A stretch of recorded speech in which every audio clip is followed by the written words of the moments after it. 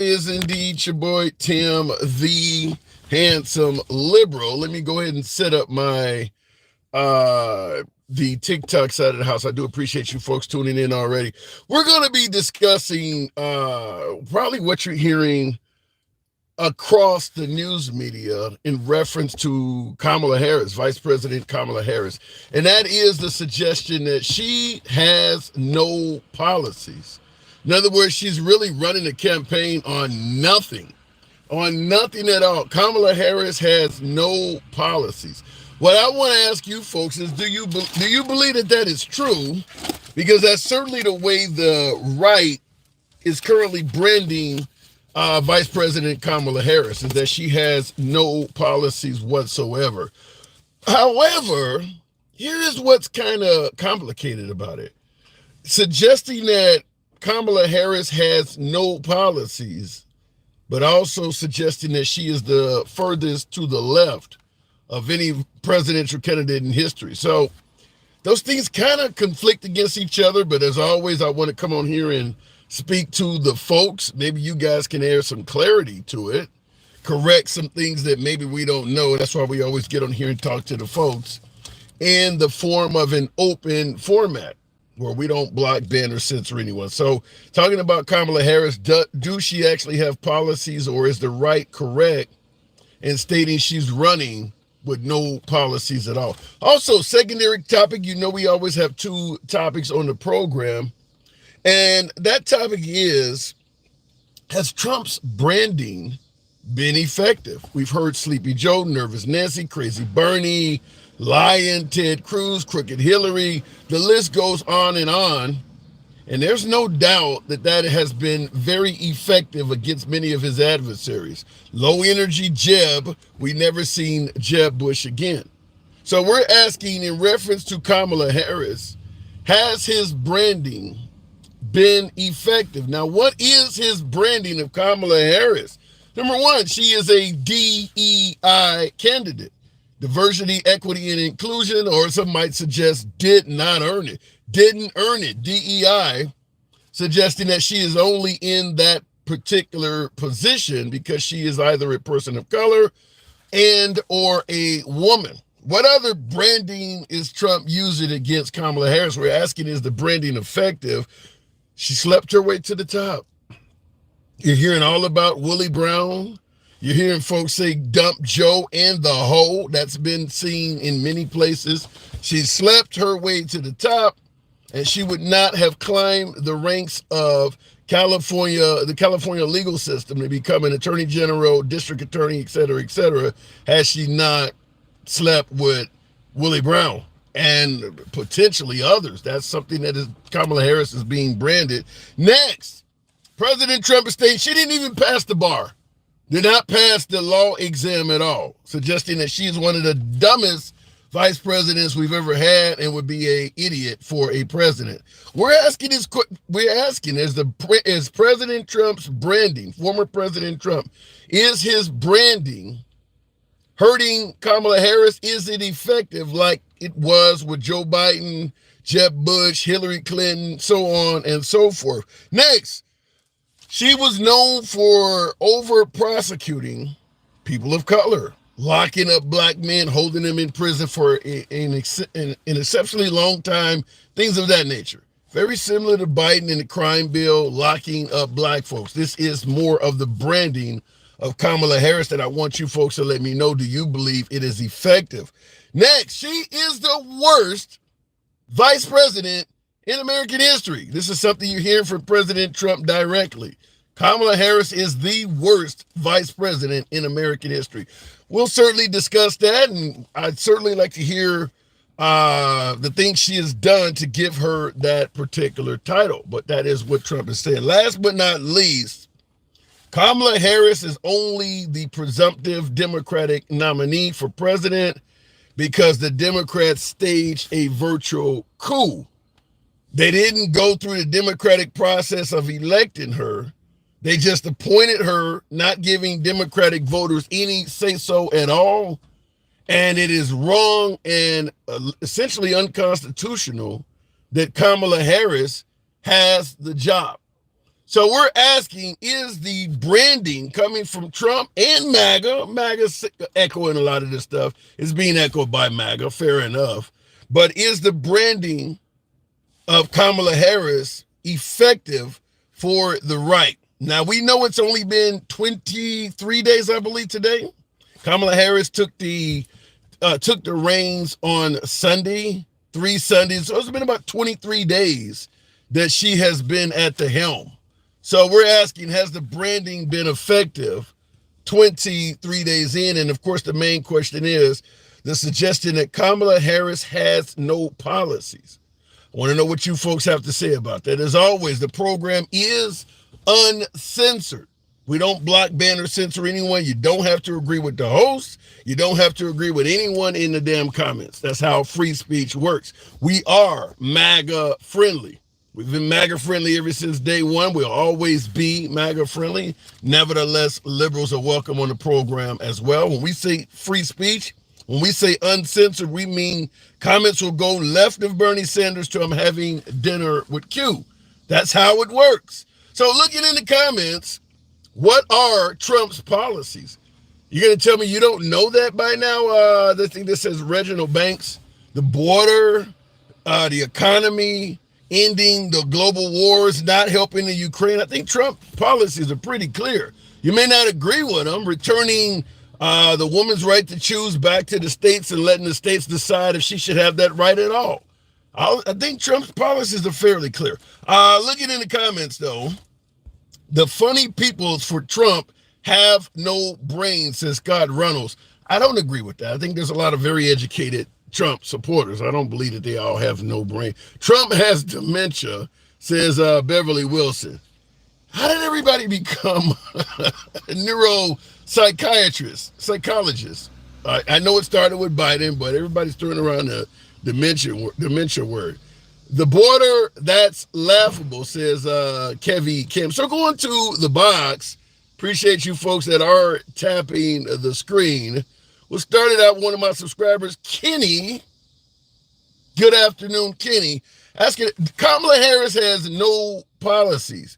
Kenny, I don't know what the box is doing. Let me give it a chance to. Kenny, are you there? Okay, apparently, I don't know what's going on with it. We'll try it again.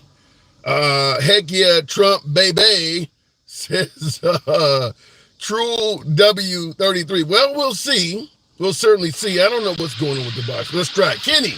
I'm here. Okay. Kamala Harris, no policies at all. What say you? I say she has policies. You got to remember, she was the president of the Senate before she came in. She's still trying to pass the same laws that they were trying to pass when she was in the Senate. Give me Those some are policies right there. Okay, give me, if you had to name 3 Kamala Harris policies, I need to hear them. Give me 3 Kamala Harris policies. Well, they tried. Well, one, they tried that border, that bipartisan border policy that they tried to pass, but it was blocked. Right. Because they wanted to wait and see if Trump can get in. Okay, That's give me one. Okay. The affordable. She's been talking about the Affordable Rent Act, where make it affordable for rent. They've been trying to get that passed. Affordable Rent Act. I haven't heard of that. What's the? Yeah, that's something. That's one of her talking points right now. To kind of help with the rent, the child tax credit. They tried to get that passed. I've heard that one. For the monthly child tax credit. Right. Okay. And then the I can't remember the name, the voting rights bill. They've been trying to get the pass. Basically, those are all the they've been trying to get those passed for the longest. Okay. Now how do you respond? Now I got your bipartisan border bill, affordable rent. I haven't heard about the affordable Rent Act. I haven't heard of that. Child tax credit and the Voter Rights Act. Now, how do you respond to folks who would suggest that she is the further, literally the, what they call it, the furthest to the left of any vice president ever? Do you see her as a far left politician? No, I don't. Actually, I don't think that anyone in MAGA could name the last, besides Obama's vice president because he's the president. Name the last 4 presidents, the vice presidents before then. They got to understand vice presidents only can do so much. Yeah. They can't create a bill and sign it themselves. It still got to go through the president. Okay. So for them to hold what's been going on in Joe Biden's presidency, you can't hold that to her. She can't sign a bill or anything. Yeah, and that's what you often hear is that she was a terrible vice president, and they're asking, name something she's done as vice president. And I do agree with you. I don't recall Mike Pence having a huge resume of accomplishments as vice president. That's not normally their job. No, it's not. They're mainly vice presidents, just like a backup. They're like a lieutenant governor. They're there. They're there as for backup. If something happens to that president, then the vice president steps up. They really don't have a real job per se because they're just there as a just in case. And for people to say that we didn't, the Democrats didn't vote for her to be on a ticket, well, she was already on a ticket. Yeah. If you was voting for Biden anyway, you had to understand that with him in his 80s, something could happen to him and she would have to take over. So as a Democratic voter, you understand that. Just like as a Republican voter, you have to understand if you're voting for Trump and something was to happen to Trump, J.D. Vance is going to have to take over. Yeah. And now in the comments on YouTube, I got Justin Johnson saying, laughing my ass off. This dude is high if he doesn't think Kamala is far left. So someone is suggesting, has she done anything that you feel might be viewed as a far left policy? They really haven't. The thing is, they really haven't done anything because you got to understand the way the Congress work, the way the whole political thing, the branches of work. Congress have to bring something. They got to agree upon something for them to make something work anyway. Right. So of course, there's nothing that you can say she's done because everything that they put up to try to do has been blocked by the Republicans. Yeah, including the border, because that's probably the biggest thing she's taking blame for. But did they wait too long? I mean, the border bill you're talking about, they were 3 years into the Biden administration before that bill came down. What happened during the first 3? Yeah, that right there, I can't explain. I think the first 3 they was trying to get back on track with the whole COVID deal. I mean, trying to get the America back on track after COVID was probably more important than like dealing with the border. That's always been a problem. In every presidency, there's been a problem with the border. It's just now you have social media and you have what made the whole thing with the border blow up is when the governors from Texas started shipping them north. Yeah. So that blew everything up. So now they're like, all right, well, we have to do something. And that's when it was a bipartisan thing that they had. It was a good bill. And because Trump said no, they stopped everything they're doing. It went away. It's a good bill. I believe if Trump was to get in office, they would pass that same bill. Wow. So at the end of the day, do you believe that Trump's branding, because he's known for branding candidates, Sleepy Joe, Nervous Nancy, Crooked Hillary, Lion Ted, Low Energy Jeb, do you believe his branding of Kamala Harris is being effective? No, I don't think so. If anything, it's backfiring on him. It's making him look like a old, bitter man. That's what it's making him look like. And then also on the flip side, everything he said about Joe Biden he's turning into that. He's going off on these. The one funny thing I've heard on the interview was he said something. He said Kamala Harris' name. He said nobody really knows her last name. You just said it. So I'm trying to figure out how people go for something like that. Like the guy, you can't trust him. Even if you are a Republican, you can't trust a person like that can't even that can tell a lie in the same sentence. Wow. Well, Trump is. I've been talking to MAGA. The most amazing thing. Yeah, I've been talking to MAGA for a few years now. The consensus is that Trump is fairly truthful. He tells it like it is. He calls it like he sees it. You're saying that Trump is not honest? Oh man, I don't think he's the most unhonest person in America right now. Unhonest. Wow. He throws. He's the person. He's the definition of I'm gonna throw shit on a wall and see if it sticks. Ooh. And if that don't work, I'm gonna throw some more on the wall and see if it sticks. And that's exactly what he does. And MAGA, they can't name his policies. They can name everything that he says he wants to do, but some of the stuff he could have done when he was president. So why he didn't do it then? Like, he could have fixed the water crisis then. He could have, I mean, even when they go back to this whole thing of locking Hillary up, you had all the manpower then. Why you didn't do it then if you had evidence? Well, they claim he. I got to move it on, but they claim I got to move it on. But they claim he was just joking when he said that. What about, okay, one more thing. How about his words coming back to haunt him when he says she can be a felon, and that can be the worst thing for democracy right now, to have a felon in the White House. Yeah, I don't have. Right now. Yeah, I don't. I tend to be able to play devil's advocate and push back. There is no pushback for that. His statement about Hillary Clinton. Yeah, there is. That didn't age well. There is nothing you can say to defend that. Yeah, it didn't. Yeah, but I mean, it is what it is. I mean, people will see. They'll go to the vote. They'll go vote in November, and it'll turn out. And I figure if he loses, this whole MAGA crowd is just going to go away. It's going to be the end of J.D. Vance's political career, and that whole Trump era is going to fade away, and the Republicans are going to go back to business as usual. Wow. All right, Kenny, I got to move it on. Appreciate you coming through. All right, man. Anytime. Now, we'll disagree with the caller on that last point. MAGA's not going away. MAGA is not going to go away regardless of what happens to Trump. Alter ego. Yeah. Appreciate the support, the hat and mustache. Thank you. Starting the program off right. And Renee, thank you for the super chat. Says cap rent bill, July 16th, 2024. Republicans blocked. Now, I didn't hear as much about it, but you're saying that they wanted to put a cap on how much rent landlords could charge. Now, I will say, I've said it on the program numerous times before, that the right tends to be favorable to big and small business.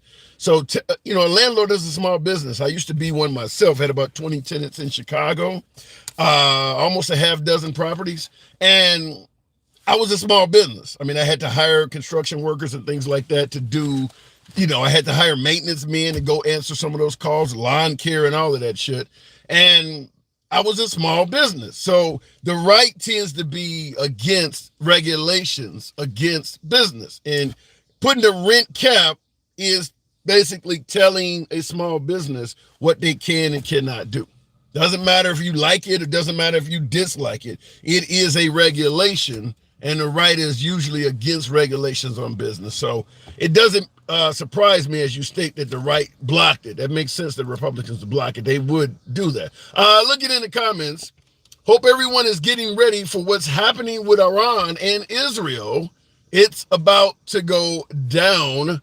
Home of the brave, I don't know. Israel just launched, 90 missiles at, Iran just launched a bunch of drones and missiles at Israel a few months ago. It was about to go down then. The U.S., along with Israel, shot most of them down, and that whole thing calmed down until now. And my guess is Iran doesn't want to get in a full-scale conflict with the likes of Israel with the assistance of America. Iran doesn't want to do that.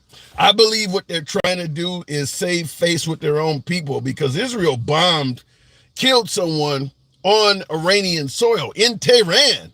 In Tehran, they did it. So just to save face with their citizens, they want to look like they responded. But I don't believe they want to have a full-scale conflict with NATO, essentially with NATO. I don't think Iran's trying to do that. Looking in the comments, though, moving on with the program. Thank you for the super chat, Naeem Barbara. Appreciate it. It was also a 5.5B proposal to boost housing by cutting the red tape in building new affordable houses. I think they will disappear. Can't remake them. Wow. Affordable housing is something we need in this country before all of us end up living in tiny houses and vehicles. That is something we definitely need. Going back to the box, tap the screen, get the likes up to about 20,000. You know what we do. We don't block, ban, or censor. Program is, always will be MAGA friendly. Get up to about 20,000. We can certainly make that happen if you tap the screen. Same on YouTube. Get the likes up to about 50. 50 with 2 Ds. We can certainly make that happen. The top 3 dots at the right hand of your screen allows you to get access to the like button. Going to the one and only Moo, the tuxedo. Wait a minute. I hit still C. I'm always screwing up here. Star Trek fan. Yeah. Thank you for the head mustache. Still C. Good afternoon. Hey, brother. Hey, good to have you on. So Kamala Harris does not have any policies at all, says Trump and many on the right. What say you? She doesn't have any policies? Is that what you said? That's what you often hear from Trump and many of his supporters. Kamala Harris has no policies, is not taking interviews. Well, she has policies, just none that the right agrees with. And keep going. Yeah, I mean, she has policies, but like I heard, Cheney said that she wasn't left leaning. Actually, he was right when he said that, because she's actually known to be a very authoritative figure in California. She's very authoritative when she was a attorney. Wait, you're using words like authoritative. Are you suggesting that the liberals have put forth a possible dictator? That's exactly what she is, but she's playing like she's left-leaning as far as like her policies. But before she became the vice president, she was authoritative. She's been an authoritative figure her entire career. Do you think there's a chance she may try to upset the Constitution to stay in power? I don't know. I wouldn't doubt it. Honestly, in my opinion, it's just a uniparty. It's people who think that it's all people pulling the strings behind the scenes. The president's just a figurehead. Wait a minute. When you said it's a uniparty, are you suggesting there's not really a difference between Democrats and Republicans? Well, there's a difference, but basically, the whole reason why the establishment hated Trump is because he upset the what happens is the establishment on both sides pretty much picks who they want. So pretty much the president on both sides, Republican and Democrat, they're just puppets. A lot of them are bought and paid for, pushing policies that the wealthy corporations and rich. So when you're saying that the people in Washington are all puppets operating on behalf of someone else, now Trump was in Washington for 4 years. Was he too a puppet? That's the whole reason why. When he ran for president, that's the whole reason why people hated him. It's not because of any of this other crap. Because before he ran for president, he's been a Democrat his whole life. He's donated to Democratic Party his whole life, and he was loved by many, many Democrats his whole life. Mm-hmm. What changed was all this craziness in the last 10 years, indoctrinating children in schools and transgender. So you see, wait. So let's tackle some of that. First of all, you said indoctrinating children in schools. Give me some examples of what you're suggesting is indoctrinating children. Well, you shouldn't have any books or anything of that nature talking about sex in an elementary school library. That just shouldn't happen. Would you put the Bible in the library? No. Okay. So for right-wing states like Oklahoma that's forcing kids to read the Bible, do you see that as indoctrinating them? Yeah, I don't agree with that at all. What about the 10 Commandments, putting that on the wall in Louisiana? I don't agree with any religion being in any public buildings. Okay. That should be separated, in my opinion. So it's safe to say that you believe the right and the left are indoctrinating children. No, I don't know. I'm not. No, I mean indoctrinating children on the like pedophilia level, not religion. But if you want to say that, yeah, I guess. You said on the pedo level. We'll say pedo. We don't want to trigger any censors that are. Yeah. I don't censor a damn thing, but I'll let you speak. But just use pedo so that the internet doesn't do. So when you say indoctrinating them on a pedo level, give me some examples. What do you want? The name of one of the books? Is that what you want? No, give me a summary of what was be in a book that would indoctrinate children on that level. Oh wow! Just look up what's the name of the book? What's in it? I don't need to know the title. What is it talking about? It's talking about oral sex in the book. It's talking about genitalia, and this is like elementary school book.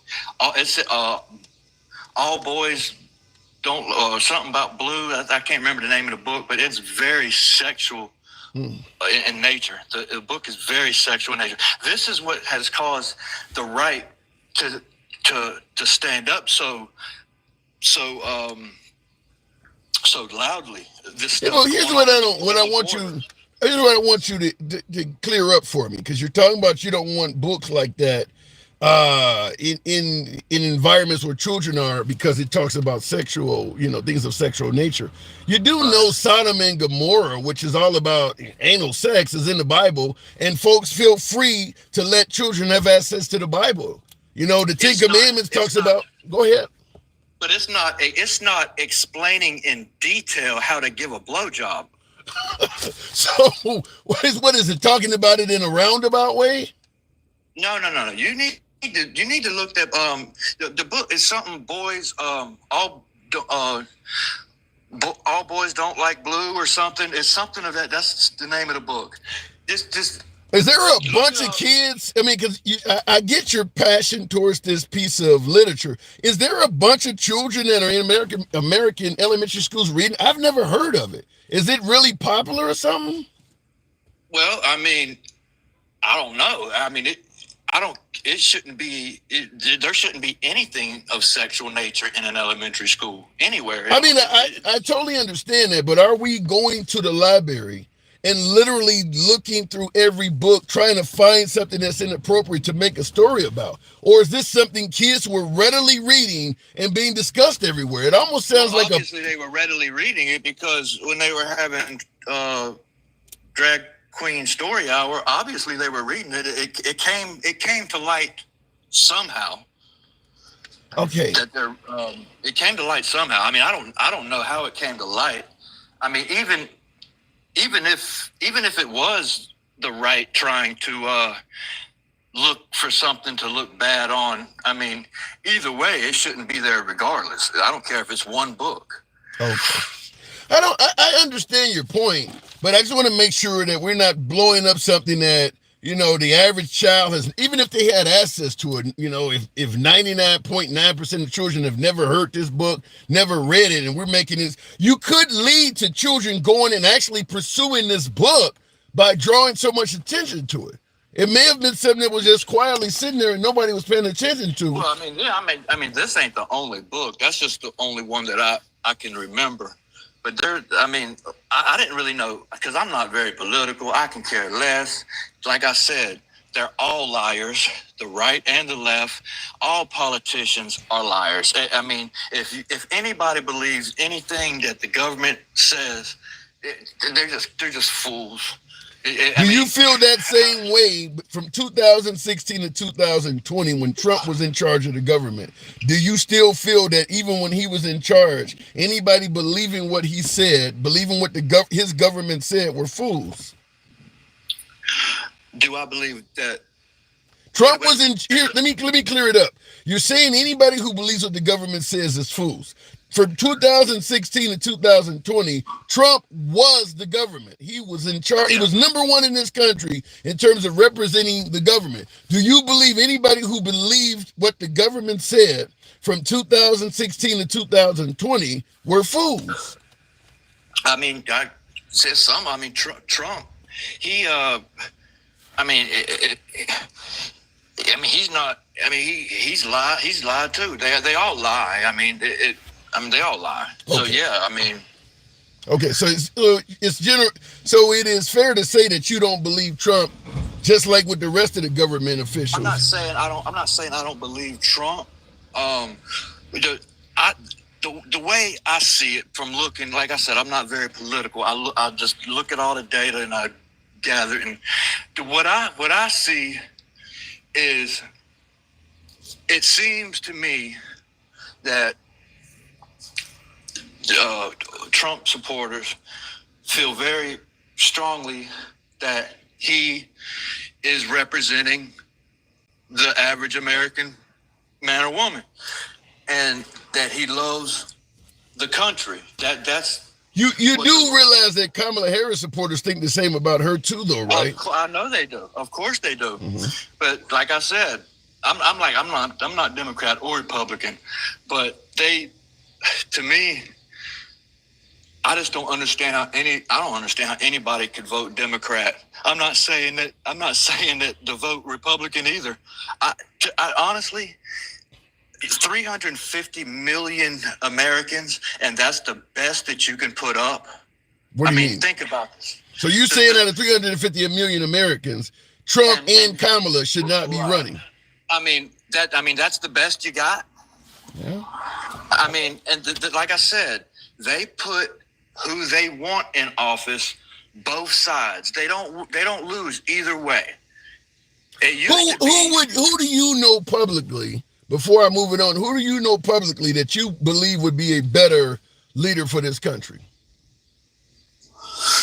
Oh, to be honest with you, I think the government has gotten too big.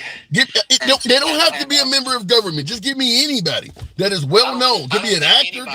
I don't think anybody can do it, because I think it's been infiltrated by so many imposters. I don't think the way our government runs, the way we have the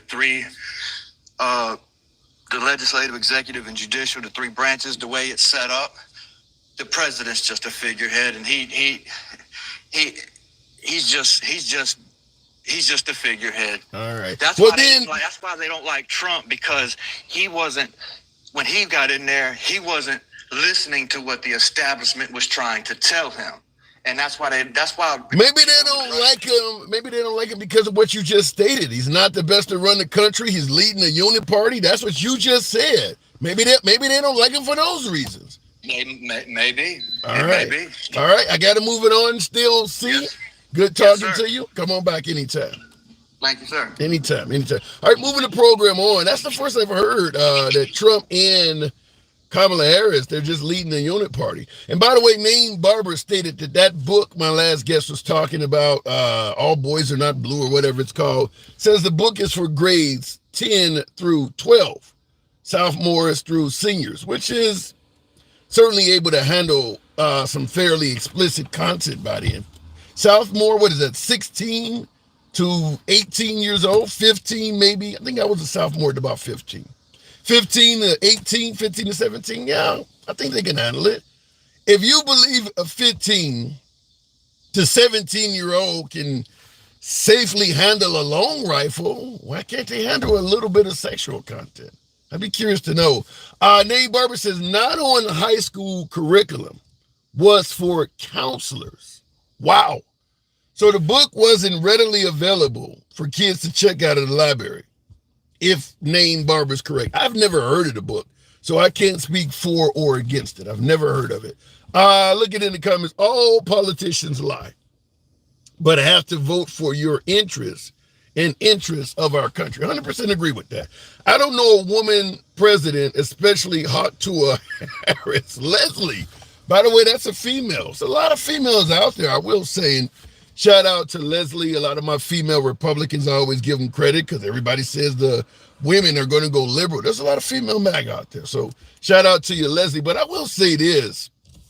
I'm actually shocked, certainly in 2024, when there's a lot of feminists, there's a lot of women fighting for equality, that I get a large portion of women, actual females, stating that this country should not be ran by a female. Not necessarily talking about the qualities of Kamala Harris or her qualifications, just saying a woman in general. Saying that job is above the qualifications of a woman in general. There's a lot of females that do not believe a woman should be president. I've had dozens of them tell me directly. So that's interesting. Going back to the box, continuing on with Moo, the tuxedo cat. Good afternoon, Moo. What's up, man? What's going on, man? Not much. A woman is not capable of this job. What say you? I mean, one could say that Donald Trump is not capable. He was impeached twice. I mean, if you're a good president, you probably shouldn't be impeached once, right? Yeah. Maybe if people are worried about you, having consensuals with a grown woman, they might try to impeach you over something silly as that. But even that's not comparable to, blackmailing the president of Ukraine, right? They're different, right? They're different. Slightly, just a slight bit different. So yeah. Kamala Harris has no policies at all. That's what I'm hearing. No. So Central America First is a private-public venture that Harris has put into place that has dropped border crossings to the same levels they were in 2021. That's one of her policies right there. She also co-sponsored Juneteenth and helped as a senator and then helped make it a holiday as vice president. She did 33 tiebreaker votes in the Senate. Most of those tiebreaker votes were to invoke cloture. And what cloture is it's a legal method of ending a debate. Yeah. It also reduces the chance of filibuster. And the reason she had to do that so many times is because Republicans don't want to legislate and they don't want to make appointments to the administration so that people can do their job for the country. So Republicans are purely obstructionists who can't legislate. And that's most of the reason why Harris had to do 33 tiebreaker votes, which is more than any other vice president in the history of this country. The greatest thing Mike Pence ever did was uphold the Constitution and go against his own president. Damn. So how do you respond to folks who say that Kamala Harris is literally the most radical, the most furthest to the left that we've ever had as vice president? Walz, man. Walz. That's Walz. That's not Kamala. That's Walz, man. Walz is furthest to the left. Walz is the most left politician you're ever going to have in office up to this date, probably. Maybe not as much. I would say FDR, maybe more so even. But Walz is definitely very close, man. And I'm very proud of that, to be honest with you. I think it's great. I'll double down and triple down on that all day. You think having a far left vice president that could become president, you believe that is a good thing for America? It's amazing, my dude. He did so Walz did the largest infrastructure bill in history, in Minnesota's history. He made the largest public education investment in history. He balanced the budget. I mean, if you go on the website, you can see bills that he passed in office with a 60-60 Senate split. So the dude knows how to get Republicans to go along with his bills. So not only is he left, not only does he pass progressive legislation, he's extremely popular in Minnesota, and he knows how to make Republicans bend to his will. He's a fantastic guy. Well, you're talking about Minnesota Republicans, though. You think they'll buy that in Texas, Florida, Georgia? Sure. So Jasmine Crockett's out of Texas, and she's a progressive, my dude. You keep on giving me this narrative that progressives don't work. Yeah, progressives are popping out of some of the reddest and most Midwestern states in the whole country. So I don't think your narrative is flying. Wait a minute. I'm not trying to say any state in the union is absent of progressives or absent of MAC. Every state has a mix. But overall, Texas wants nothing to do with progressives. You disagree? No, they wouldn't have elected Jasmine Crockett if that were true. That doesn't calculate. All right. So you really can see Tim Walz being the guy, huh? Walz is going to be president after Kamala's done, my dude. He's going to. So this is one thing you need to look at Walz, right? Walz's net worth is less than most Americans. He hasn't cashed in on his office. He's been in office for years. The dude's biggest donors from 2008 to 2018 are Michigan State University, the Steelworkers Union, the Trade Workers Union, and a lawyer's office that specializes in antitrust lawsuits, my dude. He is the real deal. But okay, you so your last caller needs to look into Tim Walz because he is not corporate at all. Just to get clarity, you said Tim Walz is going to follow up Kamala, which I'm assuming you don't think he's going to primary her. So you believe Democrats will be in power for at least the next 12 years? At least, if not 16, my dude. You know, they came out with polls earlier. Kamala's ahead in Michigan by like 4 points now. That's past the error of margin. Democrats need to be ahead by 5 points to win the election. Once they're ahead by 5 points in each of those battleground states, you can pretty much call it over at that point, because that's what they need to win.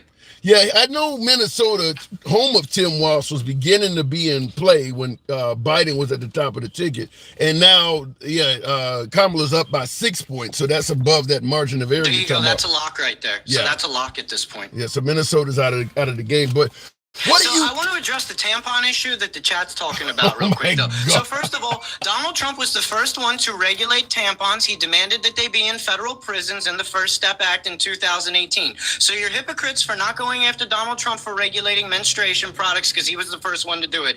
The reason you don't like what Tim Walz did is because it accommodates trans children who may need to go into the men's bathroom and get a tampon, right? This just shows that you guys are homophobic and probably attracted to trans people.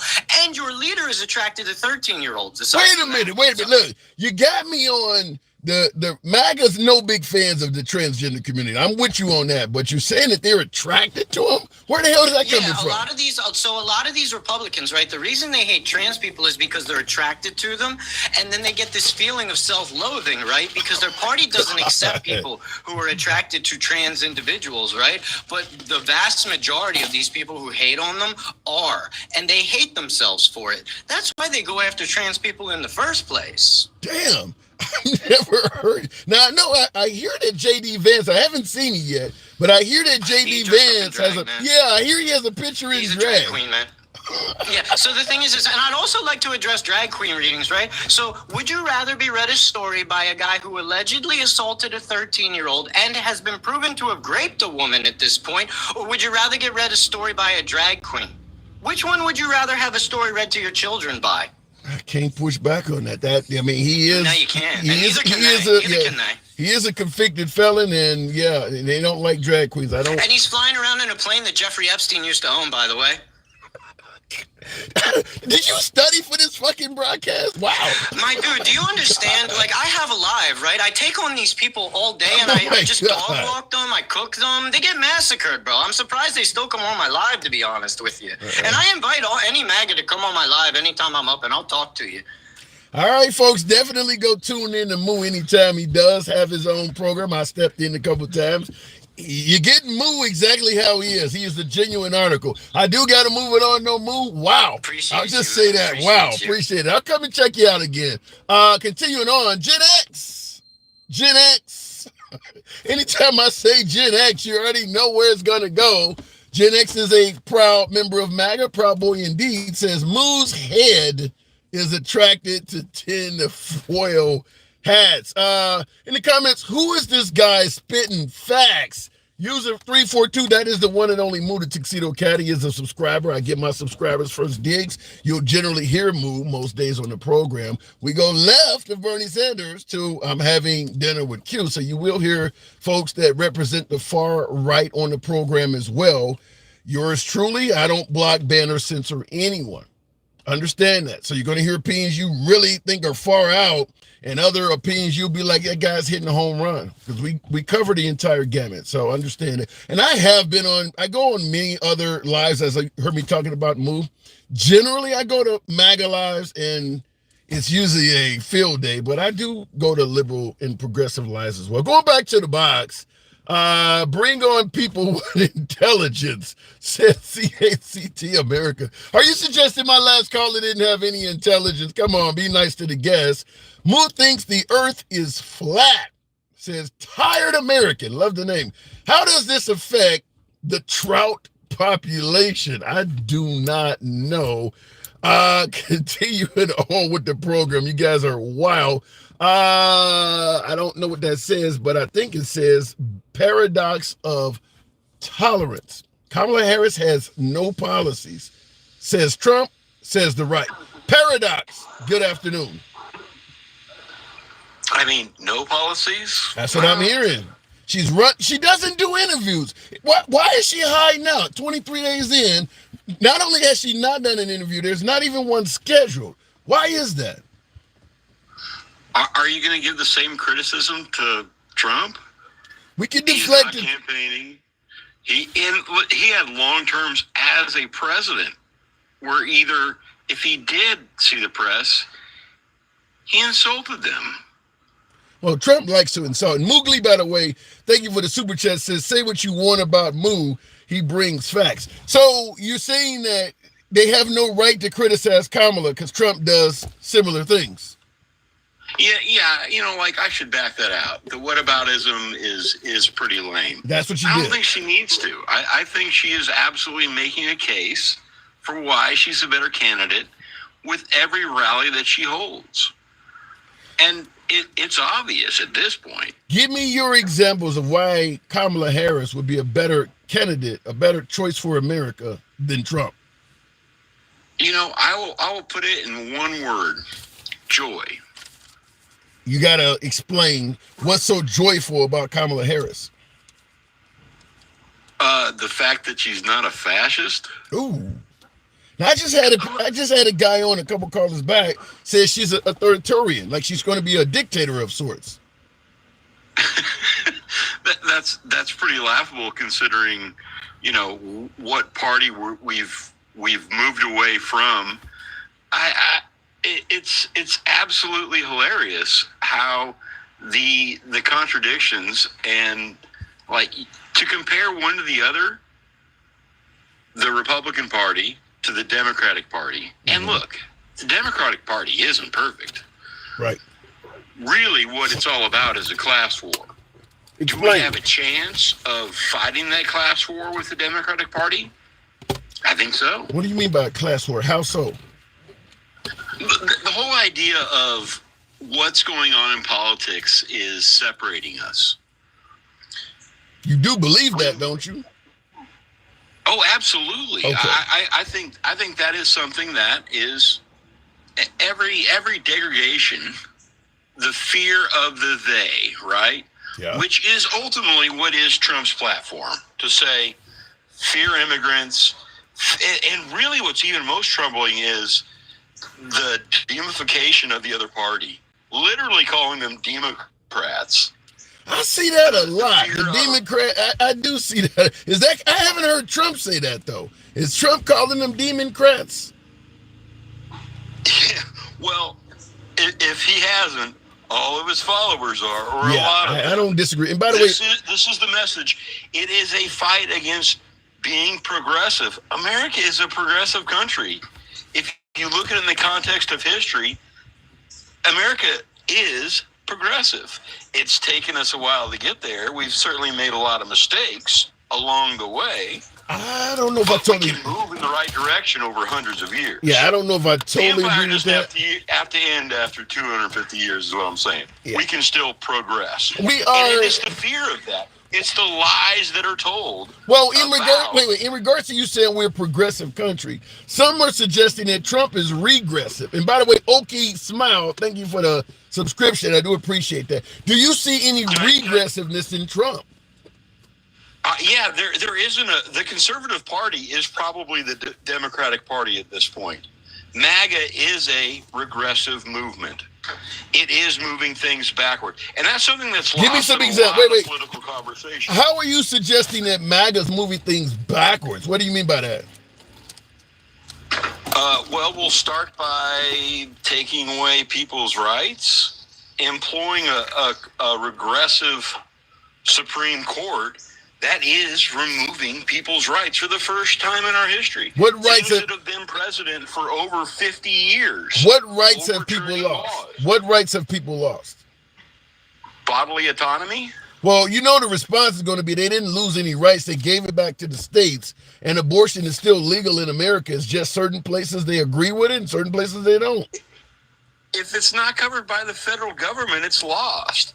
At the same time as that happened, those same states that you're talking to, over 30 of them immediately passed legislation to remove it or ban it or limit it in such a way that is harmful to people's health and their well-being. The overturning of Roe versus Wade is actually about privacy. It's, reproductive rights is just a consequence of that. But it is about removing privacy. Same thing with Chevron deference. I mean, we can talk about that as well. Yeah, go ahead. To take away the ability for the experts to imply the best resources and put that in the place of judges. Like, hey, judges study law. They don't study environmental science or social science or anything else. It is a step backwards. Well, I don't disagree with it, but I just want to make sure I get your wording on it because a lot of folks do. But let me ask you, in regards to our second topic, a lot of Trump's success has come from branding his opponents. Low energy Jeb, sleepy Joe Biden, lying Ted Cruz, nervous Nancy, crazy Bernie. We've had 23 days of Kamala at the top of the helm, and Trump has certainly made all sorts of inroads in terms of branding her. Do you believe it is effective? So look, the point of telling lies is not to convince people of the lies. It's to convince them that they can't believe in anything. It is the absolute confusion that is caused by that. It's the same argument to say, well, hey, both parties are the same. No, they're not. I just had a person on say that. I just had somebody say they're like the uni party. Yeah, I mean, like, it really is those lies, those condemnations that are going on repeatedly for over 8 years now, right? This is not to inform anybody. It is to confuse people. And it's worked. It's worked in astounding ways. Now, clearly you don't favor Trump, but I do want to ask you before I'm moving on, what would be so bad if Trump won again? I mean, we had him for 4 years. A lot of people favor the economy and the lack of wars overseas. I mean, would it really be that bad if he won again? January 6th was a practice run at this point. Damn. And they're absolutely setting up to do it fully next time.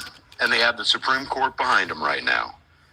So, like, hey, truth, justice, the American way, life, liberty, the pursuit of happiness, these are none of the things that Trump or the Maga speak to, period. So basically, you're saying if Trump gets elected, he essentially wants to destroy America, sounds like. Well, I think he looks out for no one else but himself. And being the president, you are the ultimate fiduciary. In other words, you have to look out for everyone else's interest before your own. Yeah. That's key to that position. Yeah. And Trump has showed himself to be completely incapable of doing that. Fair enough. I appreciate you coming through. Paradox. Thank you for having me. Doors are always open to you, man. Come on back through anytime. All right, moving the program. I want to discuss a few super chats. Ed G, thank you for your support. Democrats know more about Trump's policies than Harris. Now, I know, Ed, you lean right. That shouldn't surprise you, though. You're 100% correct, but Trump has been in the political scene. And by the way, people are still saying Trump is not a politician. He is. He's been around since he came down the escalator in 2015. So he's 9 years in. Tap the screen. I'll continue on that. Tap the screen. Get the likes up to about 50,000 on TikTok. Haven't solicited that in a minute. Certainly helps out the algorithm, brings in more MAGA. That's how the program is ran. Tap the screen, get the likes up. Same on YouTube. Feel free to smash that like button. Get us up to about 110. By the way, this is an uncensored program. So if you enjoy civilized dialogue from all sides of the aisle, without any concern of the host trying to block, ban, censor you, tell you what to say, we're not here to do that. We're MAGA friendly. We've always been that way. Liberals are welcome as well. If that's what you enjoy, follow the program on TikTok, a subscription on YouTube, if you will, Monday through Friday, 1 p.m. Central is when you'll find us. In regards to Democrats knowing more about Trump's policies than Harris, Trump's been on the scene, as I stated, for 9 years, and he has a lot of policies in that time, whether he proposed them or whether he stated them. Kamala Harris as VP is very similar to Mike Pence. You just don't do much. So there is far more, and by the way, a lot of Trump's policies are fairly controversial. So of course, she's going to have less media attention, less policies and all of that than Trump. He was president. She was vice president, and she was a senator. I don't think there's any vice president or senator that's going to have more policies in place than a president. Also, Moo is the man, spitting facts, says see it. Wow, a lot of Moo supporters in the program today. Fair enough. And G says she didn't have to be elected, so she didn't. Well, oh my God. I always read the tough ones. A super chat is a super chat, even if it's critical of yours truly. But Ed G says, in reference to Kamala Harris, she didn't have to be elected, so she doesn't have to give you her policies. That's how communism works. I mean, you folks believe that Kamala Harris is leading America down a path towards communism. Wow. And once again, he says, I'm assuming you're saying that how are Trump's policies regressive? They do regressive stuff. I get your criticism, but rolling back Roe v. Wade is a regressive policy. It's been legal in the country. Anytime you go backwards to something you've already went over, that's regressive. You may favor it, but it's regressive. RGB, Trump is very wishy-washy. He can be bought easily. Thank you for the super chat. A lot of folks believe that one of the accolades about Trump is that he cannot be bought easily. He already has his own money. So RGB says just the opposite. Going to the box, appreciate you folks tapped in. That is the, I don't know, what did I just hit? CAC America? Good afternoon. Is that CAC? How am I pronouncing that? Are you there? Yeah, just 1 second. Okay, Black Lives Maga. That's different. OG Do in the comments on YouTube says Black Lives Maga. I think those two things in a sentence do not go together well. Whole point of the Republican Party is to slow down. Don't understand that. Good afternoon. Can you hear me now? Loud and clear. Alrighty. I find it hilarious that they talk about January 6th, but didn't the January 6th committee delete all their evidence and encrypt all the files before they turned it over to the Republicans? Yeah, but why was all the video evidence suppressed until the Republicans took over the January 6th committee? Is it possible maybe they... And then furthermore, why aren't we having a July 13th committee just like January 6th? What happened on July 13th that we should have a committee for? The assassination of Donald Trump? Why would you have a committee? Why does the FBI and CIA get to investigate themselves, but yet when supposedly Donald Trump incites an insurrection, then we have a committee full of Democrats who, by the way, didn't share any of the evidence and then suppressed video evidence. Wait. You're saying that January 6th? You're saying the January 6th hearings committee that was full of Democrats? Yeah, and you had like Liz Cheney. She's a Democrat. Who is a rhino. What did Liz Cheney do to become a rhino? If you talk to Republicans in Wyoming or wherever she's from on January 5th, the day before January 6th, her approval ratings were pretty damn high. When did she become a rhino? What did she do? 96% of the time she voted with Trump. She's a rhino with John Cornyn, Mitt Romney. What's the dude out of California? All the Republicans, people don't understand this. Like, you can only get so many Democrat votes, but if you can get progressive, left-leaning Republicans in office who vote with your policies, now you can call the policies bipartisan. But you still got me baffled. What did Liz Cheney do to become a rhino? Like I said, she voted with Trump's policies well over 90%, 96%, well over 90% of the time. However, Trump suggested, voted, she went with him. How did she become a rhino? What do you mean? How did she become a rhino? She joined the January 6th the commission. So in other words, she was fine minus that. Her whole career goes away because of that. What I find so surprising is people don't understand like a wolf in sheep's clothing. Like, that happens probably in both parties. You probably have what's his name in West Virginia, who's probably more Republican, but he's a Democrat. I forget his name. Manchin or Youngkin? No, not Youngkin. The West Virginia guy. Joe Manchin. Yes. Yeah. He's probably more Republican than the Democrats. That's what I'm saying. You can get votes on both sides by. I mean, I just in 2022 I was campaigning, and there was. I mean, it wasn't obviously fact or anything, but the Republicans who were more far right were being funded by Democratic PACs. Well, yeah, I believe that they were trying to destroy the Republican image. But I will say this: I would somewhat agree with you on Joe Manchin, but the difference between Joe Manchin and Liz Cheney. That applies for both. Hold on, hang on. I'll let you continue. But here's why I differ with you on Liz Cheney versus Joe Manchin. Joe Manchin has had an incredible amount of resistance to the Democratic Party. Liz Cheney before January 6th had no resistance at all. So I don't see how she becomes a rhino. If you look at Trump's entire time in Washington up to January 5th, and January 6th is only like 2 weeks before he leaves Washington entirely.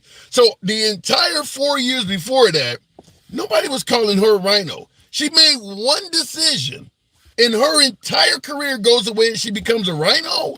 How does that work? I mean, you could vote for Trump's policies so you maintain the Republican Party support for when it's time for re-election. I mean, that's easy to do. So what if Liz Cheney was not on the January 6th committee, and she truly was saying that Trump, the election was stolen from her? Would she be a rhino then? I would say Kevin McCarthy's even probably more of a rhino as well. What does it take to be a Republican? To not vote for the deep state, not vote for the intelligence agencies? Give me an example of what is voting for the deep state. Okay, and I'll throw Speaker Johnson in there too as well, because they just passed the extension for the intelligence agencies to spy on people with no warrants until 2028 or 2029. I mean, if we're all against the big government and spying, why are we continuing to elect people? I mean, look at the Intel Committee. Why are those people still allowed to be on the Intel Committee when all this stuff happens with the CIA, with the FBI? Well, I mean, on both sides, it's ridiculous. If we're all for a smaller government and less spying on Americans, why are we continuing to elect people that allow those agencies to continue what they're doing? It's insane. So let me ask you this: is it possible to disagree with Trump, to believe Trump is not a good president? Hold on, hang on. I haven't finished the question. 100%. Okay, let me finish the question. Though you can say yes vehemently, but let me finish the question. Is it possible to disagree with Trump, believe Trump is not the best choice for America in terms of president, and still be? Hold on, I'm still not done. Is it possible that you could be that person who thinks Trump is the wrong choice for president, yet remain an avid, strong Republican and not be called a rhino? Yeah. Give me an example. Give me an example. There's a lot of Republicans that don't favor Trump. Give me an example of one that is not considered a rhino. I mean, I would have to think about it. But I mean, why would you be anti-America? Why would you not be for a stronger border? I mean, you're even hearing Democrats talk about, oh, now we're going to come out with a strong border. Now we're going to do everything that Trump was saying in 2016. It's like Democrats have rebranded to their own strategy now. No, because a lot of folks favor Trump's policies, but they don't believe he won the election. But Cac, they don't believe the statements that he's making about the election being stolen. A lot of folks on the right don't believe that. I mean, it is what it is. I mean, if we're going to go after Trump for the insurrection, let's go after what's his name, who called Dan Goldman on the Intel Committee, who called for the elimination of Trump. Okay, I didn't say nothing about the insurrection. I said Trump is claiming that the election was stolen from him, and a lot of folks on the right believes that he needs to stop saying that, and it's not true. Didn't some things just come out in Georgia? Yeah, like the fake electors, that pled guilty. That been came out in Georgia. Did we ignore that and only listen to stuff that may put Democrats in a bad light? No, put them away. It's fine by me, but we just keep electing the same. I mean, I campaign for some of these people. It's crazy, the brainwashing that happens. I hear all of that. I hear all that, but I'm not hearing the part about folks suggesting that he needs to stop saying the election was stolen and he won by a landslide. I don't see the evidence of that. Well, you're not going to see the evidence that, as Democrats say, that the what did they say? The fraud wasn't widespread. The voter fraud wasn't widespread. They don't say it wasn't there. They just say it wasn't widespread. You do realize when you say the Democrats say that, you do realize President Trump's very own Attorney General Barr, his top cop, said the same thing, that it was a free and fair election. Are we tossing him to the side as well? Are you considering him to be a rhino? I mean, the dude's got to protect his skin. How does him? I mean, think about it. If you think about it, if you're going against Trump and the establishment, you're nobody's friend at that point. You better tread carefully. If you start going against Trump and the Democrats hate you, you better watch out. So he just made it all up. Who am I to say whether he made it up or not? But what are you basing that on? What are you basing the notion that Trump's Attorney General just made up that the election was held properly and he was doing it to save his skin? What are you basing that on? By him not getting thrown away by either Trump or the Democrats. I mean, look what they're doing to Trump. They stepped up misdemeanor charges. First off, let's get that. They stepped up misdemeanor charges to charge him with felonies so they could try to spin it like, oh, you're going to vote for a felon. Meanwhile, Hunter Biden's sitting here meeting with Joe Biden in the last days of his presidency. You do realize nobody is voting for Hunter Biden. He's not a politician, right? Well, yeah, but he was advising the president. Did you not see the articles from CNN, how he's sitting on all the meetings because Biden doesn't trust any of his advisors? Trump had his whole Trump had his whole family in the White House. What does that mean? I mean, Ivanka was advising her dad too. She was in the White House. But they're not crack addicts and felons and drug addicts. Oh, you got to be on drugs to be corrupt? No, but could you imagine what they would say if Ivanka or Donald Trump Jr. was charged for tax evasion and drugs and guns? I mean, what would they say? The same thing they would say if Obama had brought all his kids to the White House. They would not like it. I mean, it's just ridiculous. And then they talk about saving democracy, yet they didn't even hold an election for Kamala. Okay. I'm still... Go ahead. No, I'm just saying, what are we doing here? They're saving democracy by not holding democracy. I mean, it's so crazy. How can you hold an election for Kamala when nobody in the Democratic Party is running? They all stated, we back Kamala. Do you hold an election knowing that nobody is challenging her just to say you held it? I mean, at least make it look like some kind of a democratic process, or don't say you're saving democracy. One of the two. You can't have it both ways. You can't say we're saving democracy and then turn around and not have an election. Make it look like it's a democratic process. Make it look like it's a democratic election. I mean, is that not what they're preaching? That they're saving democracy? So what are you saying? If they had held an election for Kamala, and hold on. If you want to install her, hold on, wait a minute, hold on.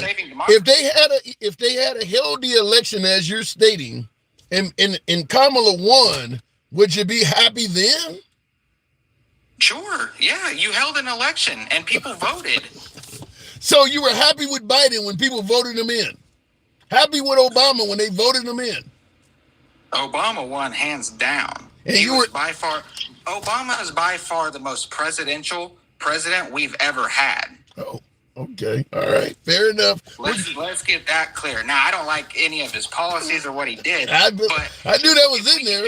If we could get someone on the Republican side who speaks to the public like that, oh my gosh, we're in. But we can't because we have all these old white dudes like Mitch McConnell who are just steamrolling any kind of a race in the House of Representatives or the Senate. They don't fund anybody that they don't approve. What about President Trump? He's an old white dude. How is his speaking to the people? How do you think his speech is?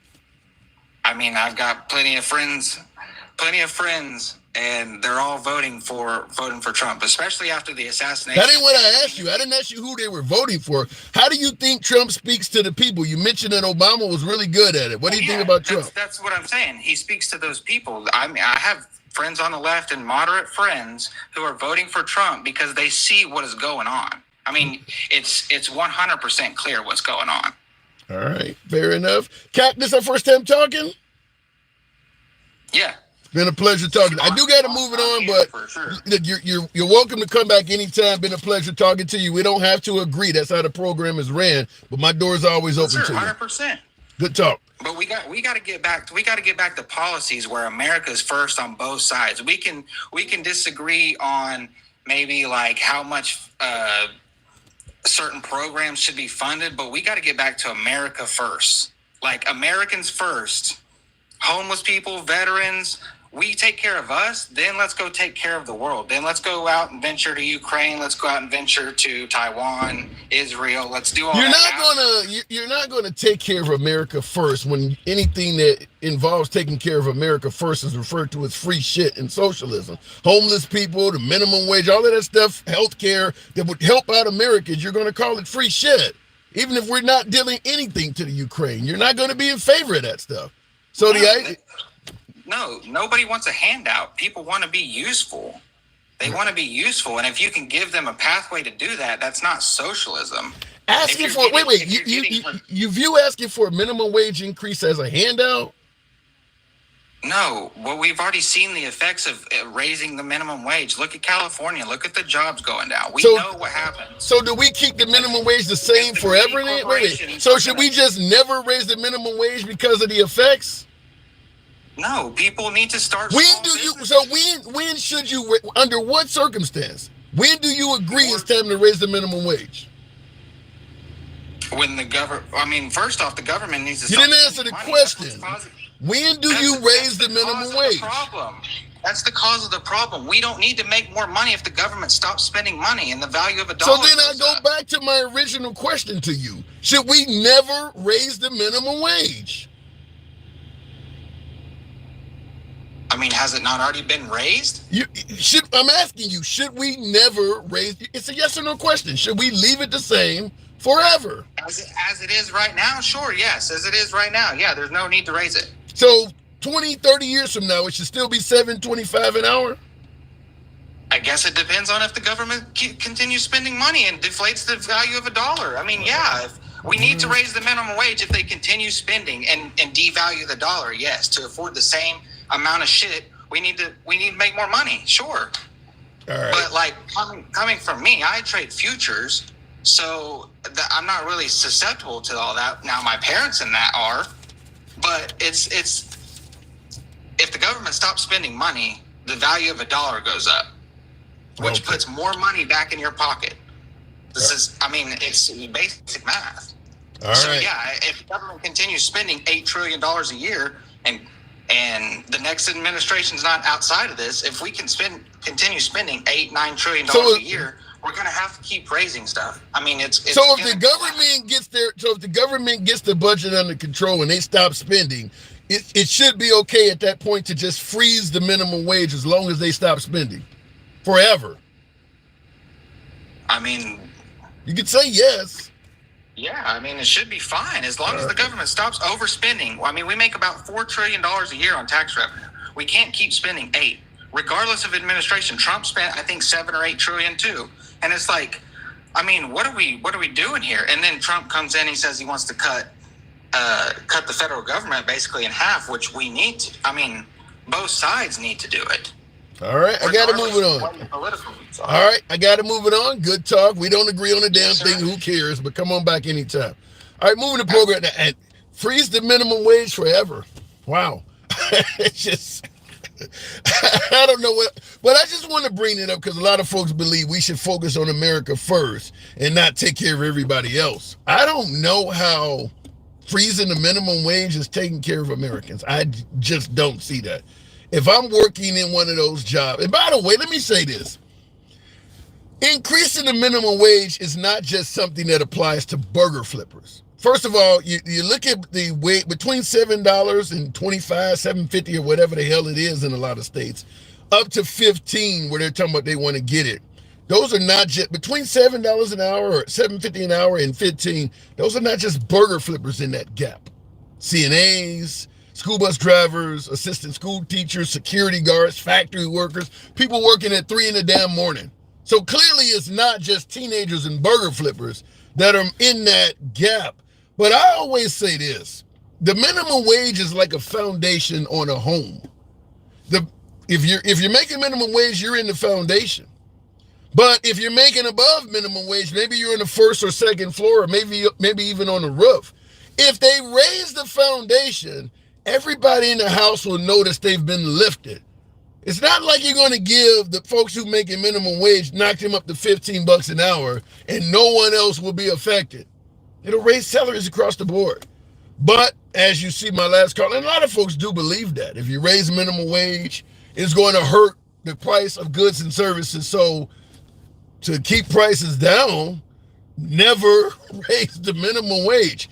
I'm totally against that. Let me go back to the box though.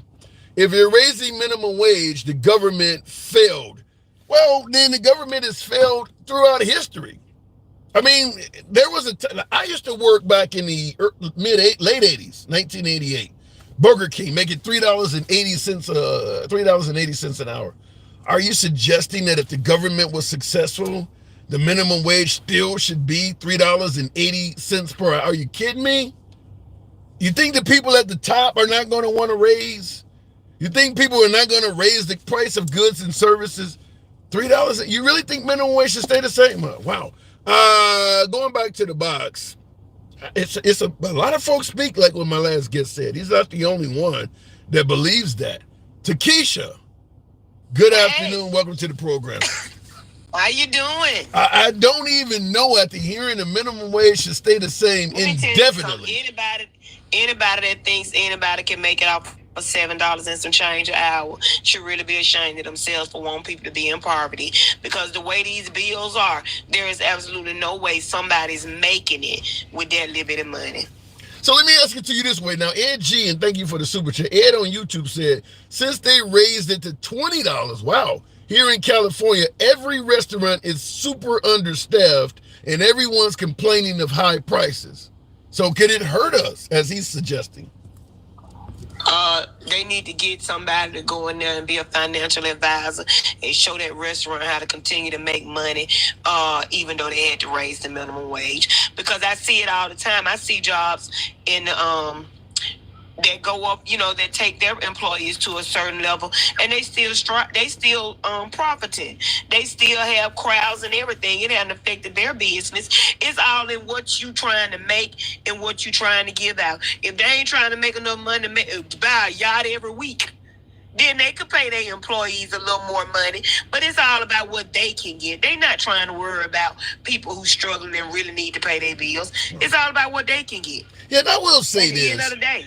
I will say this, if raising the minimum wage hurts businesses so bad, they kept minimum wage the same for like 20 years in the South. Where are all the businesses that are bragging about how well they're doing? They didn't give a minimum wage increase at all for like a couple decades. Let me tell you something, Handsome. I live in the state of racist Bama. And I didn't know that. Our governor keep pulling that little knit suit out that shifter robe in her house, putting it on for them press conferences. She not worried about giving out raises for minimum wage. All she trying to do is build a prison. She got millions and billions for a prison, but you got no money for your citizens in your state. Make it make sense. Yeah. Well, your state is likely to stay red indefinitely, though. Listen, I already know that we 47th in education. There's nothing to brag about the numbers in Alabama. We're considered a impoverished state when it comes to child poverty. They say we're like a third world country. That's how they looking at the numbers that we're. But you Republican, you've been red, but you ain't progressing at all. Period. Uh-oh. Now, I want to address Leslie, who called Kamala the Hawk 2 woman. The Hawk 2 president. I'm so tired of hearing about Hawk 2. I'm so tired of hearing about this woman on her knees. So what? If you Hawk 2, you wouldn't be on TikTok. You'll be somewhere important too. Damn. So you do, wait. Are you suggesting that, hold on. Are you suggesting that it is indeed possible that Kamala slept her way into a promotion? If she did, what's wrong with that?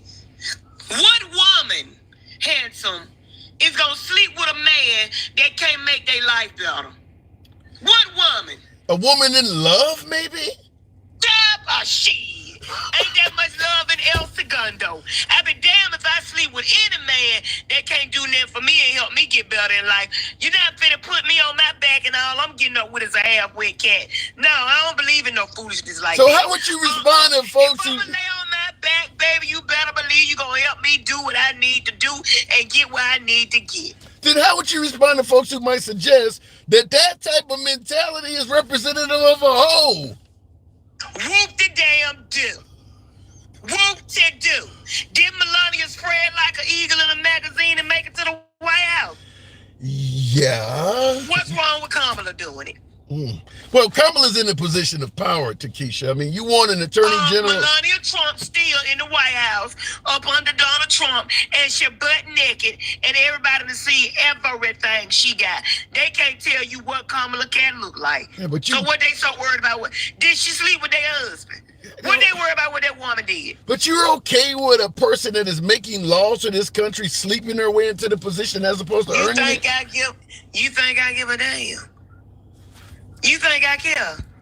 Yeah, but why is it that every time a woman gets a position, she slept her way there? Hold on. I'm not saying she did.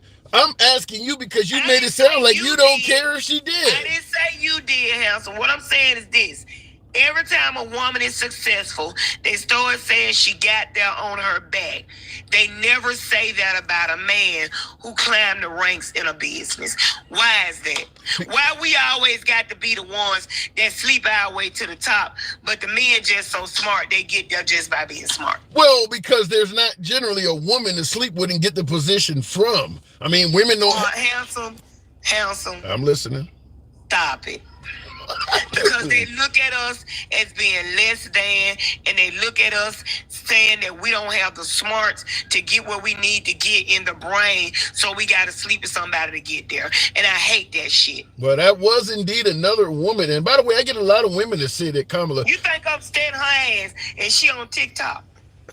What's that about? I care about a hot too. You know how many men like hot too? Yeah, no shit. And by the way... a lot of them like that hot too. Terrence, hold on, hang on.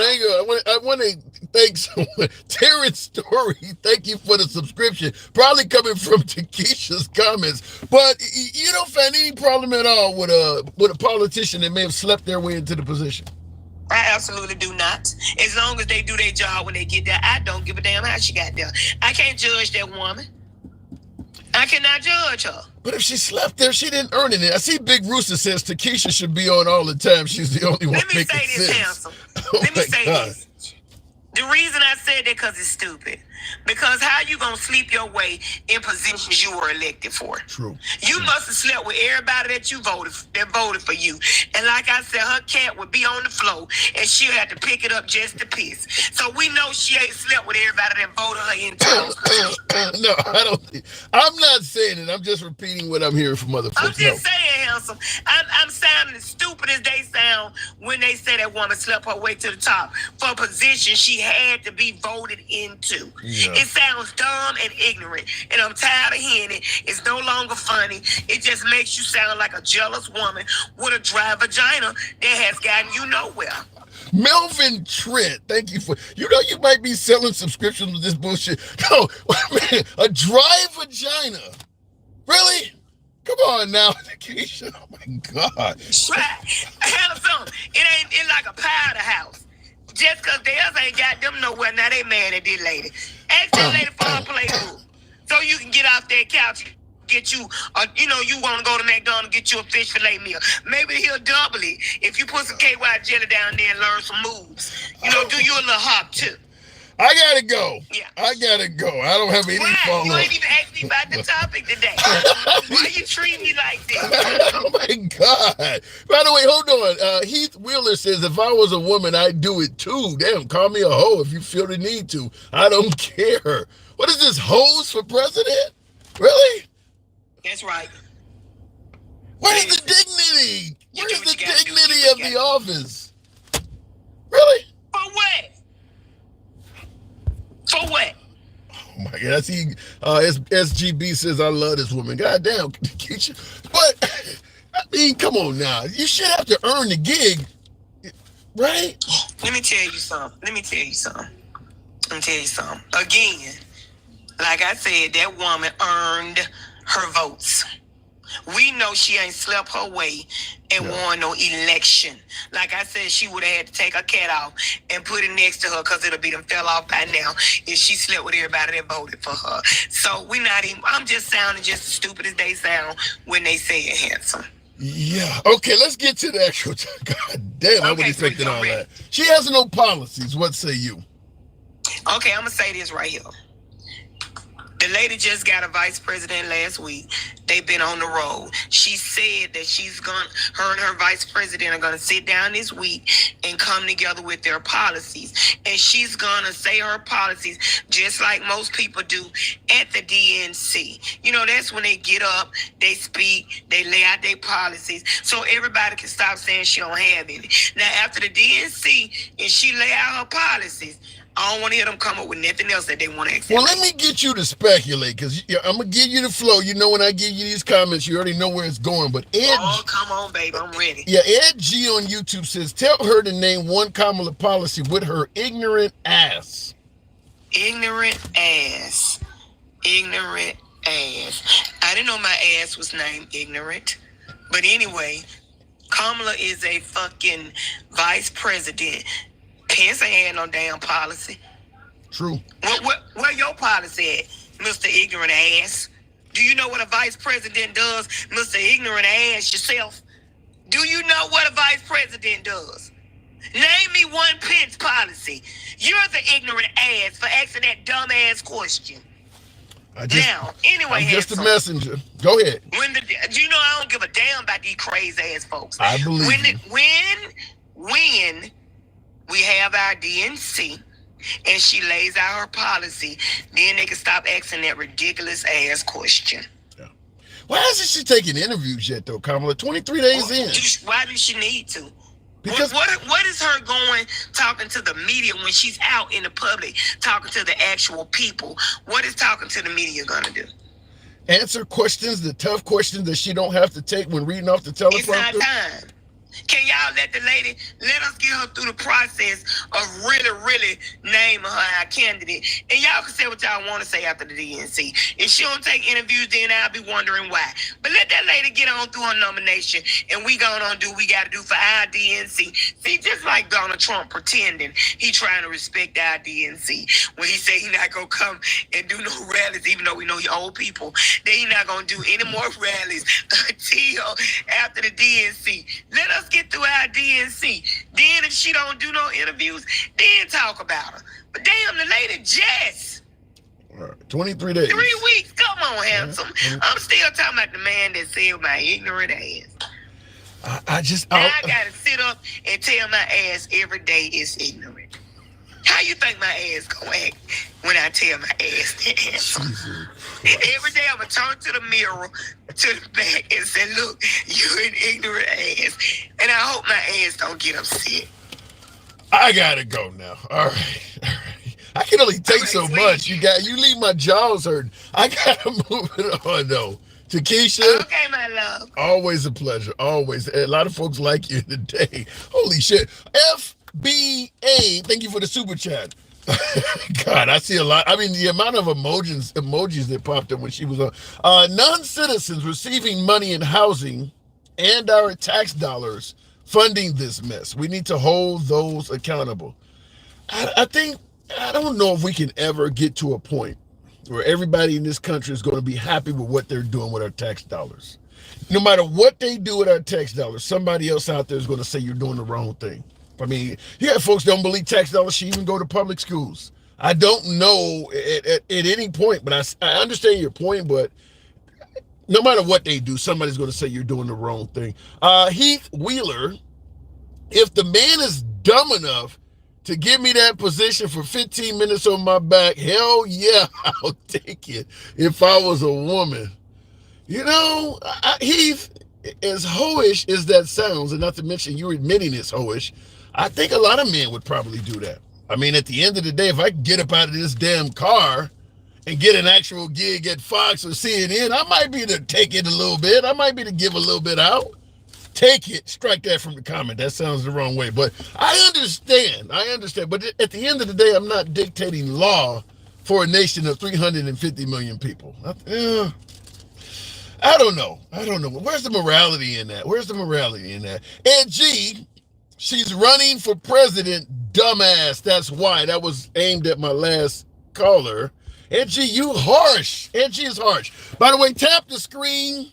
Get the likes on up to around 85,000, almost 1,000 of you in here on TikTok. Same on YouTube. Smash that like button. 175 is where we should be. We don't block, ban, or censor anyone for their commentary. I think my last 2 or 3 guests should have demonstrated that. We go left of Bernie Sanders to I'm having dinner with Q. It's all about free speech here. You don't have to agree with anyone in the comment section. You damn sure do not have to agree with the host. If you enjoy civilized dialogue in that manner, follow the program on TikTok, a subscription on YouTube, if you will, Monday through Friday, 1 p.m. Central is when we're here. Before we go to the next caller, Rocky in the comments says, we are doomed with voters like that, referring to my last caller. Folks that have the mindset of my last caller is going to doom America. Going back to the box, one of my subscribers, Dencow, good afternoon, welcome to the program. Wow, that was a hell of a call. But Dencow, good afternoon. Good afternoon. Hey, Kamala has no policies. What say you? I don't know. I don't know how to answer that question. I mean, we've talked about her assimilating certain Trump policies, so that means she has a policy now, right? At least in that case. I mean, because she's running for office, Dencow. We should be able to answer the question of what she stands for. Well, I would say the majority of what she stands for is already understood in the ticket that she was running with. Now, what we need to see is where she differs from the platform from Joe Biden. That's what people want to see. Yeah. So they can criticize her. That's the only reason. Because we know the policy on a women's right to vote. We know what the policy is. Wait. The policy on the women's right to vote. Do you say the other side is trying to take away a women's right to vote? They've already taken it. I mean, no, I'm sorry, not to vote. The Voting Rights Act, the stuff that was taken away during the Trump era from the Supreme Court. What voting rights has women lost under President Trump? It wasn't women's. I meant to just say they messed with the Voting Rights Act of 1960. Was it 1963? When they removed the part about the southern states had to get permission from the feds to be able to change election laws that would be detrimental to. I get your point now. In other words, they could do some pretty heinous shit that the Civil Rights Act prevented them from doing. Right, they've already done that. They're trying to reinstitute those things because the moment the Supreme Court struck down that portion of the voting rights law, there was a rush of all of these southern states who instituted all of these different rules, like we seen with Georgia saying you can't give somebody some water and all of these different gerrymandering situations. There was a rush of new laws that happened right after that. So I'm going to assume don't worry about that. I'm going to assume you, like my last caller, believe the Republicans are trying to take us backwards. Yes, I mean they don't dispute that. I mean, they say they want us to make America great again in reference to back in the day. So I mean, that's not even like a talking point. Yes, they conservatives is what they claim to be. They want to conserve the past. So, and I will agree with you. The whole phrase "Make America," "Make America Great Again," because I get asked that by everybody that tunes into the program that's of minority descent. When was America great? Because when you use the word "again," it is a reference to something that has already happened, and MAGA has been pushing back from that from day one. Because it leads you to think they're trying to take us back to something that has already happened. Well, we mean the economy or we mean the nuclear family. Whatever it is, you mean something that has already happened. Right, and to have a slogan like that, and nobody can point to a specific time, that's problematic. How you gonna have how you gonna have a slogan but nobody can articulate it to a point where the masses can understand it? That's just, I mean, I don't know what to say about that. Well, what about the notion, like Willie, I think was Lawson in the comments, said everything was better under Trump. How was your economics? How was your finances when Trump was in office? Because they point to the economy. Was things more affordable in your life? Did you have more money in the bank? Was your retirement you're retired already, but was your finances better overall under Trump? I mean, my finances were great. I mean, but I am fortunately I have a education, so I had a pretty prominent position within the government. I was making great money. I decided to step down and to go into retirement at that point of my own free will. But I was never, after that, like, to say that I had more money 6-7 years ago would be a slight on myself. That would be saying that the president controls how much money I make, and that's not true. Now, did I have more? What do they call it when you have extra money left over? Savings? What do you mean? Like when you obviously the inflation wasn't the same. So yes, once I buy those things needed to, like food and all of that stuff, yes, I had a little bit less money, but there's always been more opportunities going around under Biden. That if you wanted to make more money, you could. There's been for years, there's been help wanted signs all over the country. So how much money you have in your pocket is directly attributed to what effort you put into it. Yeah. So what about just simply how the nation was ran? Because Heath Wheeler on YouTube says morals went out the window 15 years ago. Just the whole heartbeat of the nation. Do you feel any difference under Biden compared to how it was under Trump?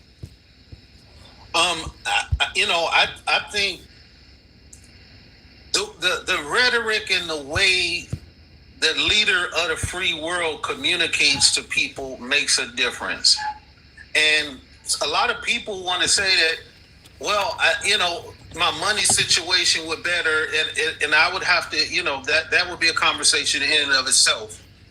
But to have the leader of the free world going around saying stuff like, telling Kim Jong-un in the middle before they fell in love that, he had a bigger button than him and that he would destroy, he would, like those types of things, telling the leader of Iran, hey, I know where you live at, and all of that stuff. Like, that stuff is cute in a soundbite.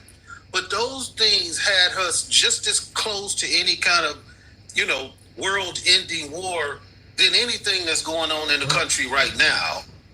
So you see President Trump, because folks are suggesting that Biden or even Kamala Harris could bring World War III to the world. You're saying that Trump had us pretty damn close as well. Oh, definitely. I don't think that they themselves are bringing us close to the war. I mean, we can't control the actions of these other countries. I mean, we're literally out there trying to play peacemaker in these situations. We're trying to make sure Ukraine maintains their sovereignty, and we're trying to make sure that somewhere down the line that there can be a chance for a two-state solution. But wait a minute, you're saying that we can't control these other nations, Yet President Trump himself stated that if he was president, the Russia-Ukraine war would not have happened, and even the incursion on October 7th, where the Hamas went into Israel, he said both of those events would never have happened if he was president. Well, I can't speak on what wouldn't have happened. That's in hindsight, and we can look at those issues and say, yes, I do believe it's true that Russia would maybe have never had to make a big incursion into Kiev or tried to get into Ukraine, because he would have not supported Ukraine. They would have never had the wherewithal, the military ability to resist. So yes, if that's how you look at stopping something, or if you want to say that from the beginning, Trump wouldn't have had already started asserting Israel's dominance over the Palestinian people by moving the embassy to Jerusalem, and by totally taking one person's side who already had the military advantage. Yes, it may not have ever happened, but that's not my idea of diplomacy and how you create peace. Fair enough. Last but not least, Muggsy on YouTube says Trump didn't start wars; he will end them. I don't agree with the speaker referencing you. Says if you're not respected, then other countries know they can walk all over you. If you have respect, then they won't test you. Were folks more fearful? Because a lot of folks that support Trump do say that none of this stuff broke out because people were afraid of Trump. Do you believe that Putin, Kim Jong-un, Xi Jinping, and all of these folks were quote unquote afraid of Trump? First of all, I'll just say none of those people were afraid of a person that's saying that he believes they're great leaders, and that he believes that he believes them over our national security agencies. That's not fear. That's them taking advantage of his stupidity. You believe Trump was stupid? I mean, he's a very, very successful businessman. You see Trump as stupid? Listen, Kim Jong-un, who we had been shunning from the national stage because he would not change his human rights policy and his wanting to get to a nuclear weapon, he opened the floodgates for them to now become a part of mainstream, politics in the world. He got zero out of that. And I know you say, look, should he get credit for going there and everything? I say no. I say no, you don't get credit when nothing you did helped. He was cool for about 2 weeks after Trump went there, and he went right back to testing, shooting rockets over Japan. He achieved nothing there. He achieved nothing by his communications with Russia. They have nothing to offer us. He achieved nothing. He achieved nothing from having combat with whatever his tariffs with China. He didn't achieve these things. And so unless you're talking about giving out participation awards, none of those people were afraid of him. And the rest of our allies were blatantly, we could see it on television, laughing at him. Yeah. So it's saying, but I just wanted to say, one more thing, because I spent my time answering everybody else's question. And I just want to have one more thing. I want to tell you, when they say that Kamala slept her way to the top, and I looked this up to see what actual positions, what did she get when she... You said what actual positions? You say doggy style? Go ahead, let me hear what you got. What actual jobs did she get? Right. Okay. She had a relationship with Willie Brown from 1994 to 1995, 1 year. All right. As a state assembly speaker, Brown appointed her to 2 political positions, one as the California Unemployment Insurance Appeals Court Board, and later the Medical Assistance Commission. Okay, those are the only 2 jobs that she got possibly from him. Well, but we don't know if she slept with somebody else. Well, I mean, that's possible, but I think we would probably know that right now, right? We know about Willie. Yeah, and so it says what's false about it is that Willie Brown was false that he was still married when they dated. He had been separated for 13 years by then. She had her first successful run in 2003, which happened 8 years after their relationship ended. Yeah. So all of this, she slept her way to the top because of Willie Brown put her like in these positions. Is crazy. If I could be a mayor and I could put somebody in the position of being a senator, that's pretty damn strong. 8 to 13 years after they had already separated. So I just want to get that out there for the people who keep pushing this narrative that somehow, she was so bomb that she was able to sleep her way to the top. She got a couple of positions early on that were not very important in the realm of politics. And the rest, I would say that she earned herself because she got into those positions and she held them. She did great jobs, which allowed her to get promoted to the next level and the next level and the next level. And I don't hear nobody else coming out saying she slept with them to get anything. So I just want to put that out there in the universe for people to chew on. Well said, then, Cal. Appreciate you coming through. All right. And I do agree that if you look at her escalation through her political career, the idea that she slept her way to the top is a bit lacking. I mean, but look, at the end of the day, the whole purpose of the program, the whole purpose of politics in this country is to demonize people. So, it is what it is. In the comments, I got somebody with a loud ass car behind me. Ed G says he would rather have Kamala on her knees promising those leaders a good time if they don't start a war. You guys really, I will tell you something.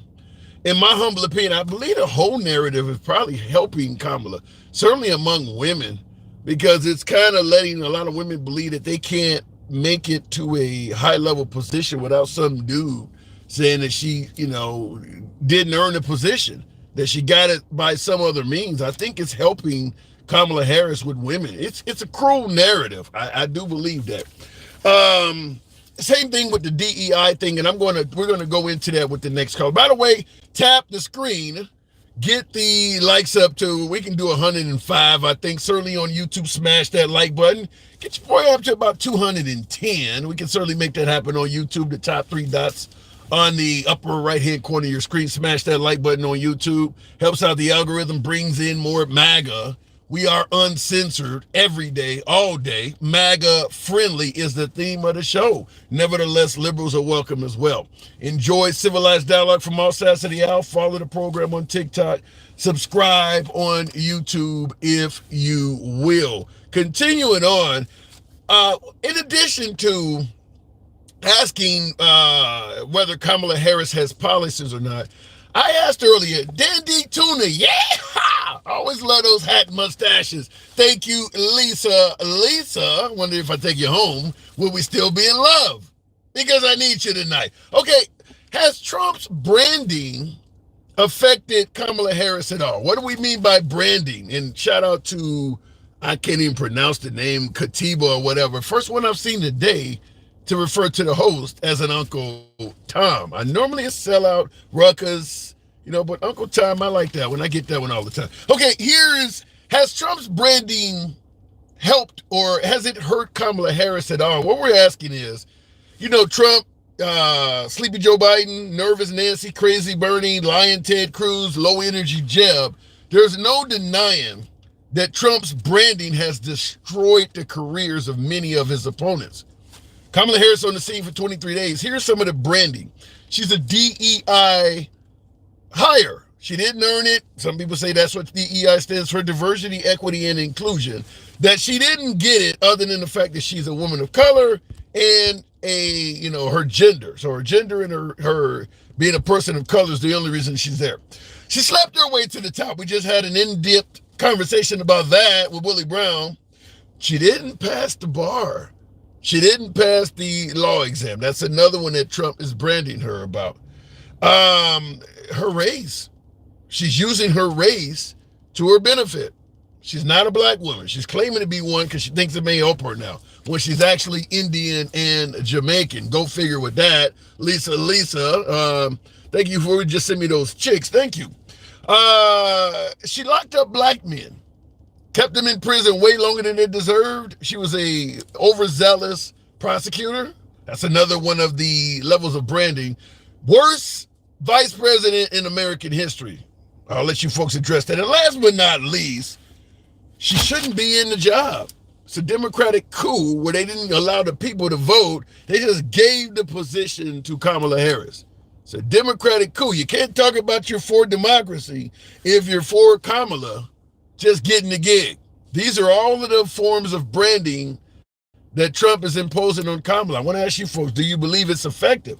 Because Trump has been so good, so effective at branding his opponents. Going back to the box, simply double tap the screen to like the stream. Is that true?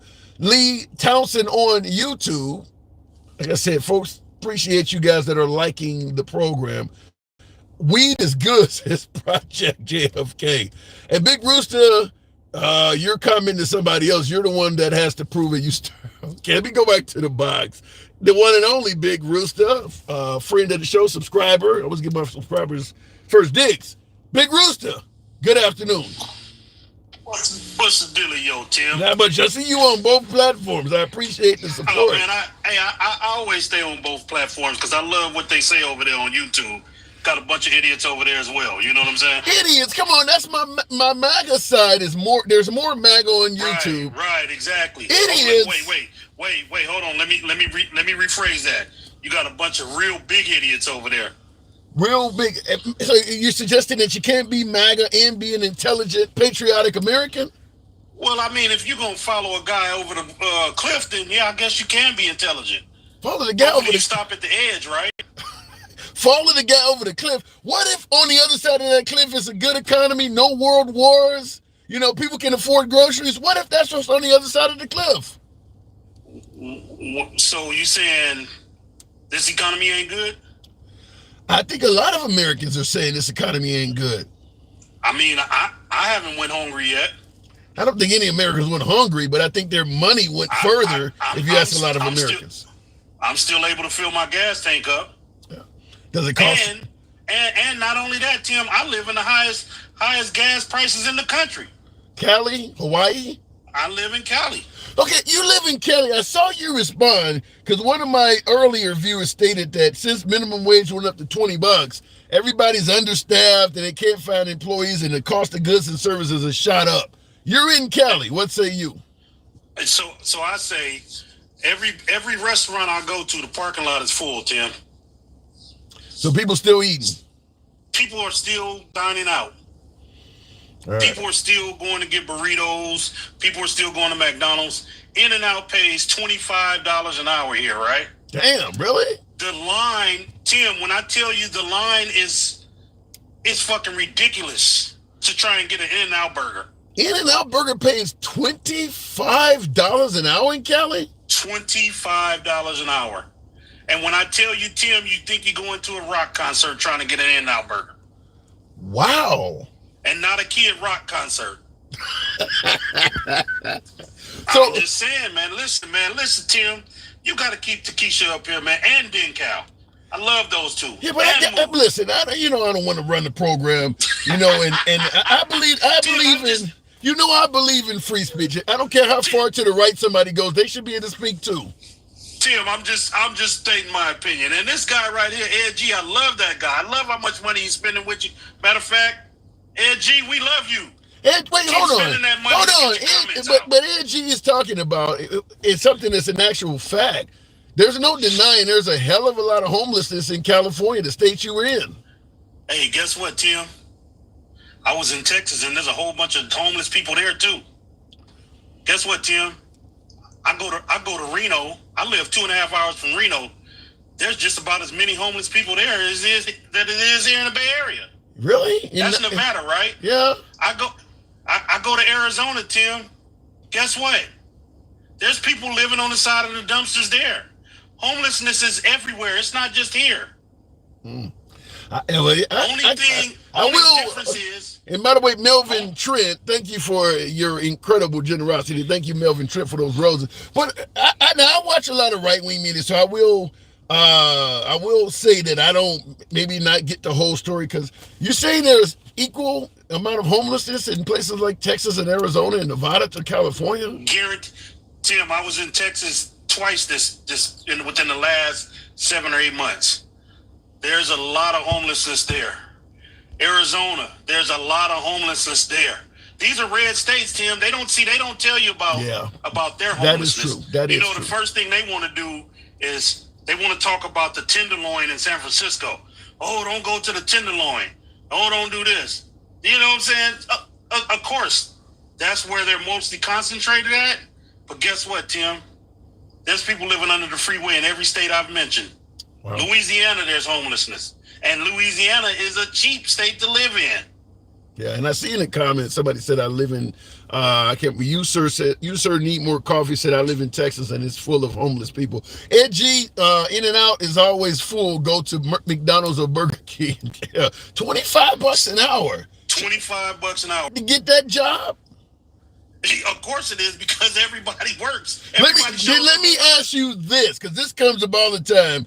You shouldn't raise minimum wage, because when you go into one of these restaurants, they can barely get your damn order correct. They don't have good customer service or any of that. When you go in the restaurant paying their employees $25 an hour, what is the customer service like? So I don't know how many In-N-Out burgers you guys have been to, but In-N-Out burger is excellent customer service. Yeah. Now you might get to those other restaurants, and I'm not going to lie. There is some bad service at bad restaurants, but that's any restaurant. That's high end, low end, food trucks. That's everywhere. Yeah. You know what I'm saying? So it's the crazy thing about it, Tim, is In-N-Out Burger. Those kids, they show up for work every day. They don't miss a beat. They're in there, Tim, I tell you, smashing potatoes like it's nothing. Shit, $25 an hour, I kind of understand why. Wow, that's a lot. I mean, like I said, down in the southern, Bible Belt, they're paying less than a third of what they're paying out in California. And so that's what I'm getting at. So why should minimum wage not go up? Everything else is going up. Why shouldn't minimum wage go up? Yeah. I don't disagree with that. You're not going to keep prices down by not raising minimum wage. That's not going to happen. So you want to keep the average Joe Blow at $7 an hour, while the owner, Mr. McDaniels, is making billions. Yeah. Right? You get no argument from me. We got to make that make sense. And then let's talk about Trump talking about he was on the helicopter with Willie Brown, and Willie Brown told him he didn't like Kamala. That wasn't even Willie Brown that was on the helicopter with him. Yeah, and the other guy came forward and said, I remember being on that helicopter, and why would we be on here talking about Kamala, somebody you don't even know? I mean, so yeah. Tim, and not only that, this goes to show you how Trump's losing it, right? The guy that was on the plane was 6'4". Willie Brown's only 4'13" at the most. I think what Trump was doing, because Trump is known for coming up with very creative things and it normally works. That was just one that backfired, tremendously. Exactly. Everything backfires on this guy, Tim. I mean, let's be real. Trump, if he would learn how to be presidential, he could be a president. He's 78. I think it's kind of late for that, ain't it, Big Rooster? He's 78. Well, if he runs again, because Biden just stopped running 3 weeks ago at 82, so Trump could run in 2028 theoretically. But I'm saying Biden won at 78. Yeah. So if Trump would learn, listen, man, they're talking about policies. Trump's talking about crowd sizes. I don't know why he keeps bringing that up. Yeah, that's what I'm saying. What policy are you running on, Trump? Because you got a bigger crowd. Oh, you should elect me because I had a bigger crowd. That's not a policy. Yeah, but we know what Trump's. I think Trump, if it's one thing I'll give Trump credit for, secure the border, get the economy down, focus on America first. His policies are well known. I don't think you can argue that Trump has no policy. Focus on America first. Let's talk about focus on America first. Well, you might disagree with it, but we know what his policy is. No. I'm going to ask you a question, Tim. So if we focus on America first, does that include Mexico and Canada? Not the Americas, the United States. No, well, that's what I'm saying, because America isn't a country. Yeah, you play word game. You come on now.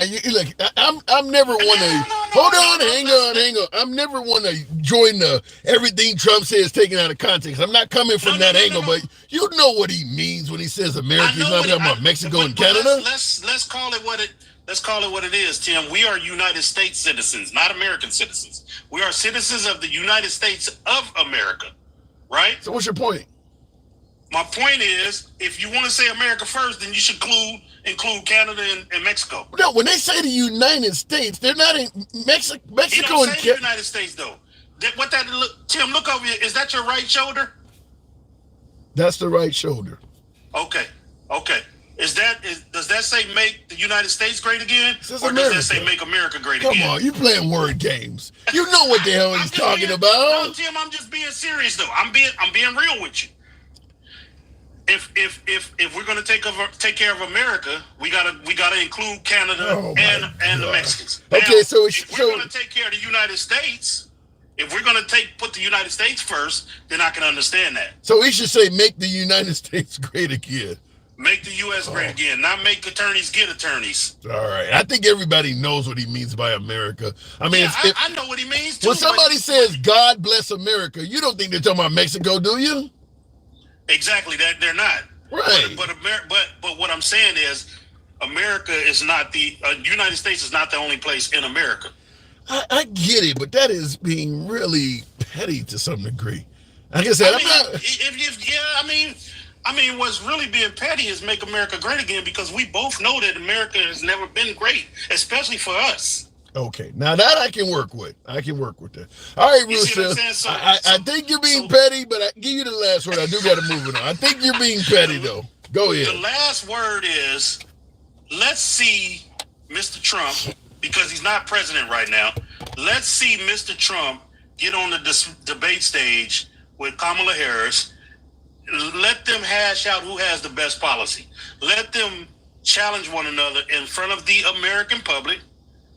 You know what I'm saying? Let's not gear it towards Fox. If you don't want to gear it towards ABC, get some Joe Blow to ask the debates are already scheduled. The first one, I believe, will be on September, right? ABC on September 10th. There's one on Fox. The vice presidential debate is on CBS, and there's one on NBC. 3 presidential debates, 1 vice presidential debate. They're already scheduled. So is Trump going to show up? Yeah. I said from day one, Trump doesn't run from anybody. I said from day one, everybody told me Trump was going to run from Kamala. I said no. That guy loves airtime. He likes to speak to the people. Give Trump credit. Even though his words, he's being attacked constantly for the interviews and the controversial things he says, he keeps going before the cameras, taking questions from people he knows does not like him. Kamala Harris has yet to do that. Last word to you. All I want him to do is show up so we can see the real Trump get questioned about whatever it is he's putting forth in America. That we supposedly, these great gas prices, great economy that he inherited. I want to see him let us know how that happened, how he made America what it is. I want him to tell us, oh, I did this for black people, and that we already know was coming under the Obama administration. I think you'll get that. I got to move it on, Big Rooster. Appreciate it. I appreciate you, Tim. Keep doing what you're doing. Bring Cal and bring Takesha back more often. All right. Give them 2. Oh, shit. I didn't mean to drive you. Look, they subscribers, they always come back. Thank you, Big Rooster. I didn't mean to hit it like that, but thank you. Melvin Trent, thank you for the roses. Appreciate that. Thank you for your support. Real quick in the comments, SGB says homelessness is a national issue, not a state issue. I do believe that is accurate. I do believe what my last caller was saying is that you're hearing more about it specifically on a political level. So we'll talk about homelessness or crime that's happening in left Democratic states, and we won't talk about it when it's happening in the right areas. I do believe that happens. I do believe that. And G, I've been to the Bay and live in Sacramento, family in Houston and Dallas. It is not the same. We got a 10 times homeless population problem, and I hate Texas, just being honest. 10 times, huh? Wow. I suppose cities and things like that matter too. I mean, if you're going to be homeless, you want to be somewhere where at least there's some opportunity to find something to eat, opportunity to bed. You don't want to be homeless in a rural area. So, I mean, I think there's a lot, because California, by the way, probably has some of the best weather to be homeless in. Being homeless in Vegas ain't no fucking joke. I heard some people say Nevada. Like, really? You want to be homeless and it's 120 outside? Damn, that's got to be rough. Welcome to the, thank you, Gina Gassier, a friend of the program. Shout out to you. But yeah, I do agree, though. Every state has folks that are homeless in it. I do believe. I mean, it varies from state to state, but there's homelessness everywhere. Kamala is promoting hopelessness and homelessness. How is she promoting hopelessness? At the very least, she's telling women, little girls, you too can be president. How is she promoting hopelessness? You'd have to clear that one up. Before we go back to the box, tap the screen, get the likes up to about 120,000, almost 800 if you still rolling with your boy on this warm Tuesday afternoon. Tap the screen, get the likes up. Same on YouTube. Feel free to smash that like button. Monday through Friday, 1 p.m. Central is where you'll find us. 1,300 hours if you enjoy civilized dialogue with a host that's never trying to dictate how you should think. It's always about what you have to say. You're in the right program. Follow the program. Subscribe on YouTube, if you will. That's how free speech works. We go left of Bernie Sanders to him having dinner with QAnon. Samuel Jackson needs to ask Trump questions. That's fucking hilarious, Black Power. Samuel L. Jackson needs to ask Trump some questions. I can hear, what the fuck you mean? I can hear it now. That is funny. All right, let me go back to the box. Samuel L. Jackson asking Trump questions. That would get out of hand. Melvin, good afternoon. Somebody says, I would love that, Professor. Yeah, that would get wild. Melvin, thank you for supporting the program. Kamala has no policies. What say you? So, hey, first of all, shouts out to you. Shout out to my cousin Glenn. He's the one that put me on to you. We on the work site in State College, PA. Yeah. And I was hearing the podcast from the other room, and I'm like, yo, who is this dude? He's like, yo, man, this is my guy. I'm really? So I subscribed like 10 minutes ago, man. Hey, much respect. Hey, for the people who call you a sellout, every day, people who are not educated, man. Every day. That's the problem. So Kamala on the policy. Okay, for one, we have to understand this. The right wing and the left wing are a part of the same bird. Uniparty. Okay? You think they both operating under the same? Elaborate. How so? They're part of the same bird, because you have to think of this. Everybody appeals to their base. So we know Kamala's going to try to hit the minorities. She's going to try to hit the LGBT alphabet people. She's going to try to hit the people that want government assistance and all these other things. Trump on the other side, he has two different bases. Because now understand this. I'm actually a COO of a multi-million-dollar company. Okay, I got over 279 employees. Oh, you should be supporting the program like crazy. Keep going. I've operated under both administrations, Trump's administration and now Biden's. Okay, so I see more than a lot of other people who just got a 9 to 5 because I have people I have to pay, I have taxes I have to pay, I have waste management I have to pay, I have all of these things that I got in my thing. So Kamala on her policy, of course she's not going to have policy. She just got the spot a couple weeks ago. They do that at the DNC. That's going to happen. She's going to come out and say her same thing. She's going to appeal to gay rights, abortion, black folk in a way, but she's not really wait a minute. You mentioned Kamala going to appeal to the LGBT. What if you're LGBT? Is there any reason to vote for Trump? I mean, why wouldn't Trump appeal to him? Trump's not going to appeal to him because his base doesn't. Okay? Like, here's the same thing about abortion. Trump's not going to appeal to abortion because his base doesn't. But I guarantee you, Trump's probably had some whore do an abortion years ago because he's probably had some wild time. Listen, he paid $130K to sleep with an old porn star. All right? Wait a minute. That's not true. She was 27. When he slept with her, she was 27. Yeah, she was 27 in human years, but porn years, she was 70, okay? Come on now. Let's be honest. Well, here, oh my God. so you have all of that happen. Oh my you got Trump God. doing this, and he paid $130K for that. You don't think this man's paid $750 for an abortion? Yeah. Well, I don't disagree with you. He's probably terminated a baby or two, but in regards to the paying $130K, when the money ain't coming out of your pockets, you don't give a damn what it is. Yeah, and of course, and that's why he's a felon today. So all I'm saying is, like, the bottom line is that we got to realize this whole political scene in the United States of America is a ploy to get money. Okay, this is all a Ponzi scheme. We're a part of it. We pay tax dollars. We pay Social Security, and they want to take it away. It's our freaking money.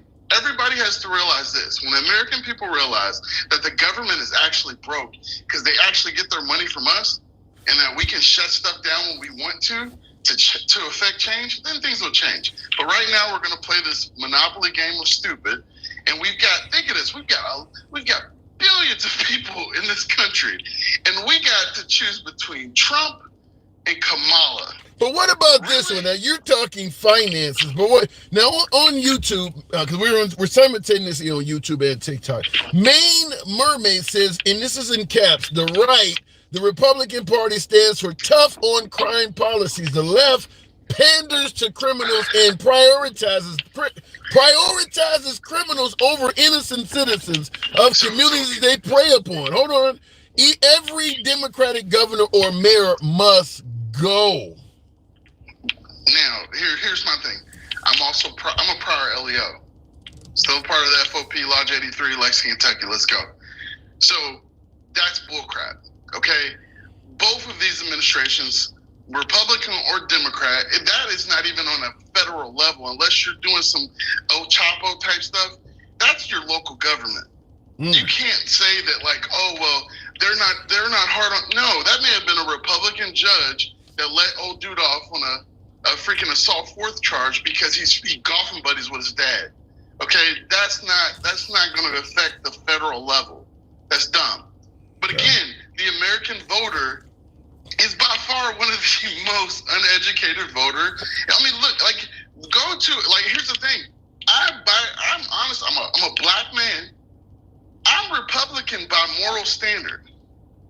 But when the Republican Party is endorsed by David Duke, I have a hard time voting for them because before I'm an American, I'm a black man. Because that's the way that we actually came into this country. We weren't even considered a man. We were like 3/5. Well, you sure you don't have a parent that was born in Jamaica or maybe a mom from India? No, I did all of my stuff. We actually came in on by some ship, and we came in Virginia. All right. So like we got records go all the way back to Virginia, and we have origins in Ghana. I've done my whole. So you just like me. You just like me. You're a regular black ass African American. Exactly. All right. And damn. Like, at this point, like I'm saying, like, so as far as her policy, yes, she'll put her policy out. Will her policy actually happen? Hell no, it's not going to happen, because what's getting ready to happen is that Trump has got his, his whole bandit of retards, and they're going to come in and they're going to do this and do that. And, think of this. This man tried in a coup d'etat on the Capitol because he lost. And like they actually asked him in the last debate when he was going against Sleepy Joe, and they were like, if you lose this election, will you accept the results? This man danced around that like Michael Jackson on Thriller. Damn. So like all I'm saying is this: we have to, as American people, realize that one, there's certain people, and I heard the guy earlier talking about minimum wage and all of these things. Look, minimum wage doesn't exist in my industry. I have to pay more money because I want the best people, because I need the jobs done. I'm in a facility management industry. Okay. So I can't pay. But do you agree with him though that the minimum wage should never go up because it would increase the cost of goods and services? Leave it the same indefinitely? I think that's stupid. I think that's dumb. Okay, because if the minimum wage doesn't go up, the price of goods and services have already went up. We have to meet that demand. That's the reason why I pay my people what I pay my people. People want to work for me because they know I pay more money. But minimum wage, like, you got to think, like, minimum wage is $8.25. Okay, on an 80-hour schedule, that will not afford you a 3-bedroom house. Shit, it won't even put you you won't even be able to rent a room in that house in some areas. No. You staying on Skid Row in LA. Yeah. That's what you doing. Yeah. But that's what I'm saying. So you have to raise it. America's greedy. That's why we're in these wars. I heard y'all talking about the wars in Ukraine and all that stuff, and Trump said this wouldn't happen, that wouldn't happen. No, it would have happened, because a lot of the people that he gets money behind closed doors from are those people from, these war. Everybody who benefits, people don't realize 176 companies will benefit from one military action. Yeah. Because they have to ship everything over. They have to have food, so somebody has to create the MREs. They have to have weapons, so somebody has to do the weapons. Ammo, somebody has to do that. All of these companies are the people who have lobbyists in D.C. giving heavy money to say, yo, we got to help Ukraine. Yeah. Now, I do believe the America First is something that should happen, because I don't I'm a supporter of veterans. I actually support a suicide group as far as suicide prevention. That's one of the things I believe in heavily. I have 19 Marines that we actually oversee in this program. Mm-hmm. We make sure that they're good. We get them counseling. We pay for that stuff. We go to doctors that are private doctors that we pay for, because the VA is That's good stuff. That's admirable. That's good stuff. But that's the sad thing. They risked their life for this fucking country, and they're not paying for the stuff that they were actually promised. Yeah. So all that being said, we are if you want to affect change, become that change. Let's go out here and do this. And that's why, honestly, I respect your platform, because you are being honest. We were just talking to another guy that's out here on the job site with us, Aaron, and I was like, yo, this guy's straight up. He's not left, he's not right. He's just gonna be honest with you. Oh, depends. And I respect that. Depends on who you ask. I like that. I'll take honest. I guess some folks would say I'm an honest Tom, but I'll take honest over anything. I do got to move it on, but I do. And by the way, thank you. Certainly, anytime, come on back to the program. But I'll give you the last word. Dude, I'm a subscriber. So last word is this: simple. American people, simply wake up. This is dumb that we are going through this stupid stuff over and over. The Democratic Party, the Republican Party, we are allowed to actually elect someone outside of that bullshit. Okay? So let's stop doing the stupid stuff. You can have Kennedy. Saying, one side we have this. You can have Kennedy. You can have Kennedy. Yeah. Well, Kennedy hasn't put enough money to make his message stronger. That's the problem. We have these two different. We have the left wing and the right wing, and they have taken all of the because the lobbyists are giving them the money. These super PACs are giving them the money. It's not allowing them, but the American people. I mean, think of this during COVID, because when people say all gas prices are up and everything. During COVID, it's supply and demand. During COVID, gas prices dropped, groceries dropped. You know why? Because traffic dropped. True. Nobody could move, so everybody was in the same place. That means the grocery had more groceries than usual. The gas stations had more gas. So if we pause as the American people, everything pauses. So the moment that we wake up and actually do that, this whole nation changes. And I don't care if you're Republican or Democrat, we're all American, unfortunately. Well, but this is what we got to do. So if we do that, then you can make America great for the first time, because it's never been great. All right. Wow. Well said, Melvin. Thank you. Appreciate you coming through the program. Don't be a stranger. Hey, I rock with you, man. I'm rocking with you. I'm gonna put this on my schedule. When do you go live? 1 p.m. Central, Monday through Friday. Oh, every day? Oh, yeah. All right. I'm going to set this as a standing meeting every day. All right? I got you. Good stuff. I Good appreciate stuff. You. Thank you for the support. Wow. Thank you. Looking in the comments, I work at, what did that say? I work at Whole Foods. The store was empty.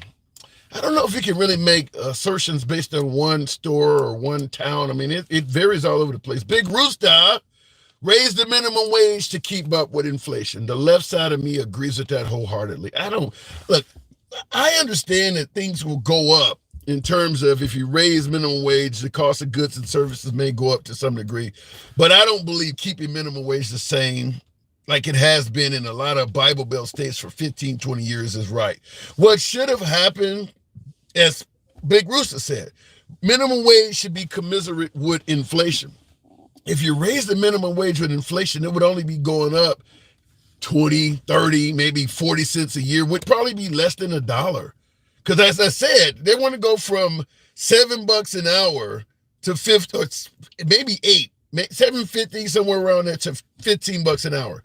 So that's about $8 increase, $7.50, something like that, depending on what state you're in. But about a $7 increase in minimum wage. Minimum wage has remained the same for more than 7 years.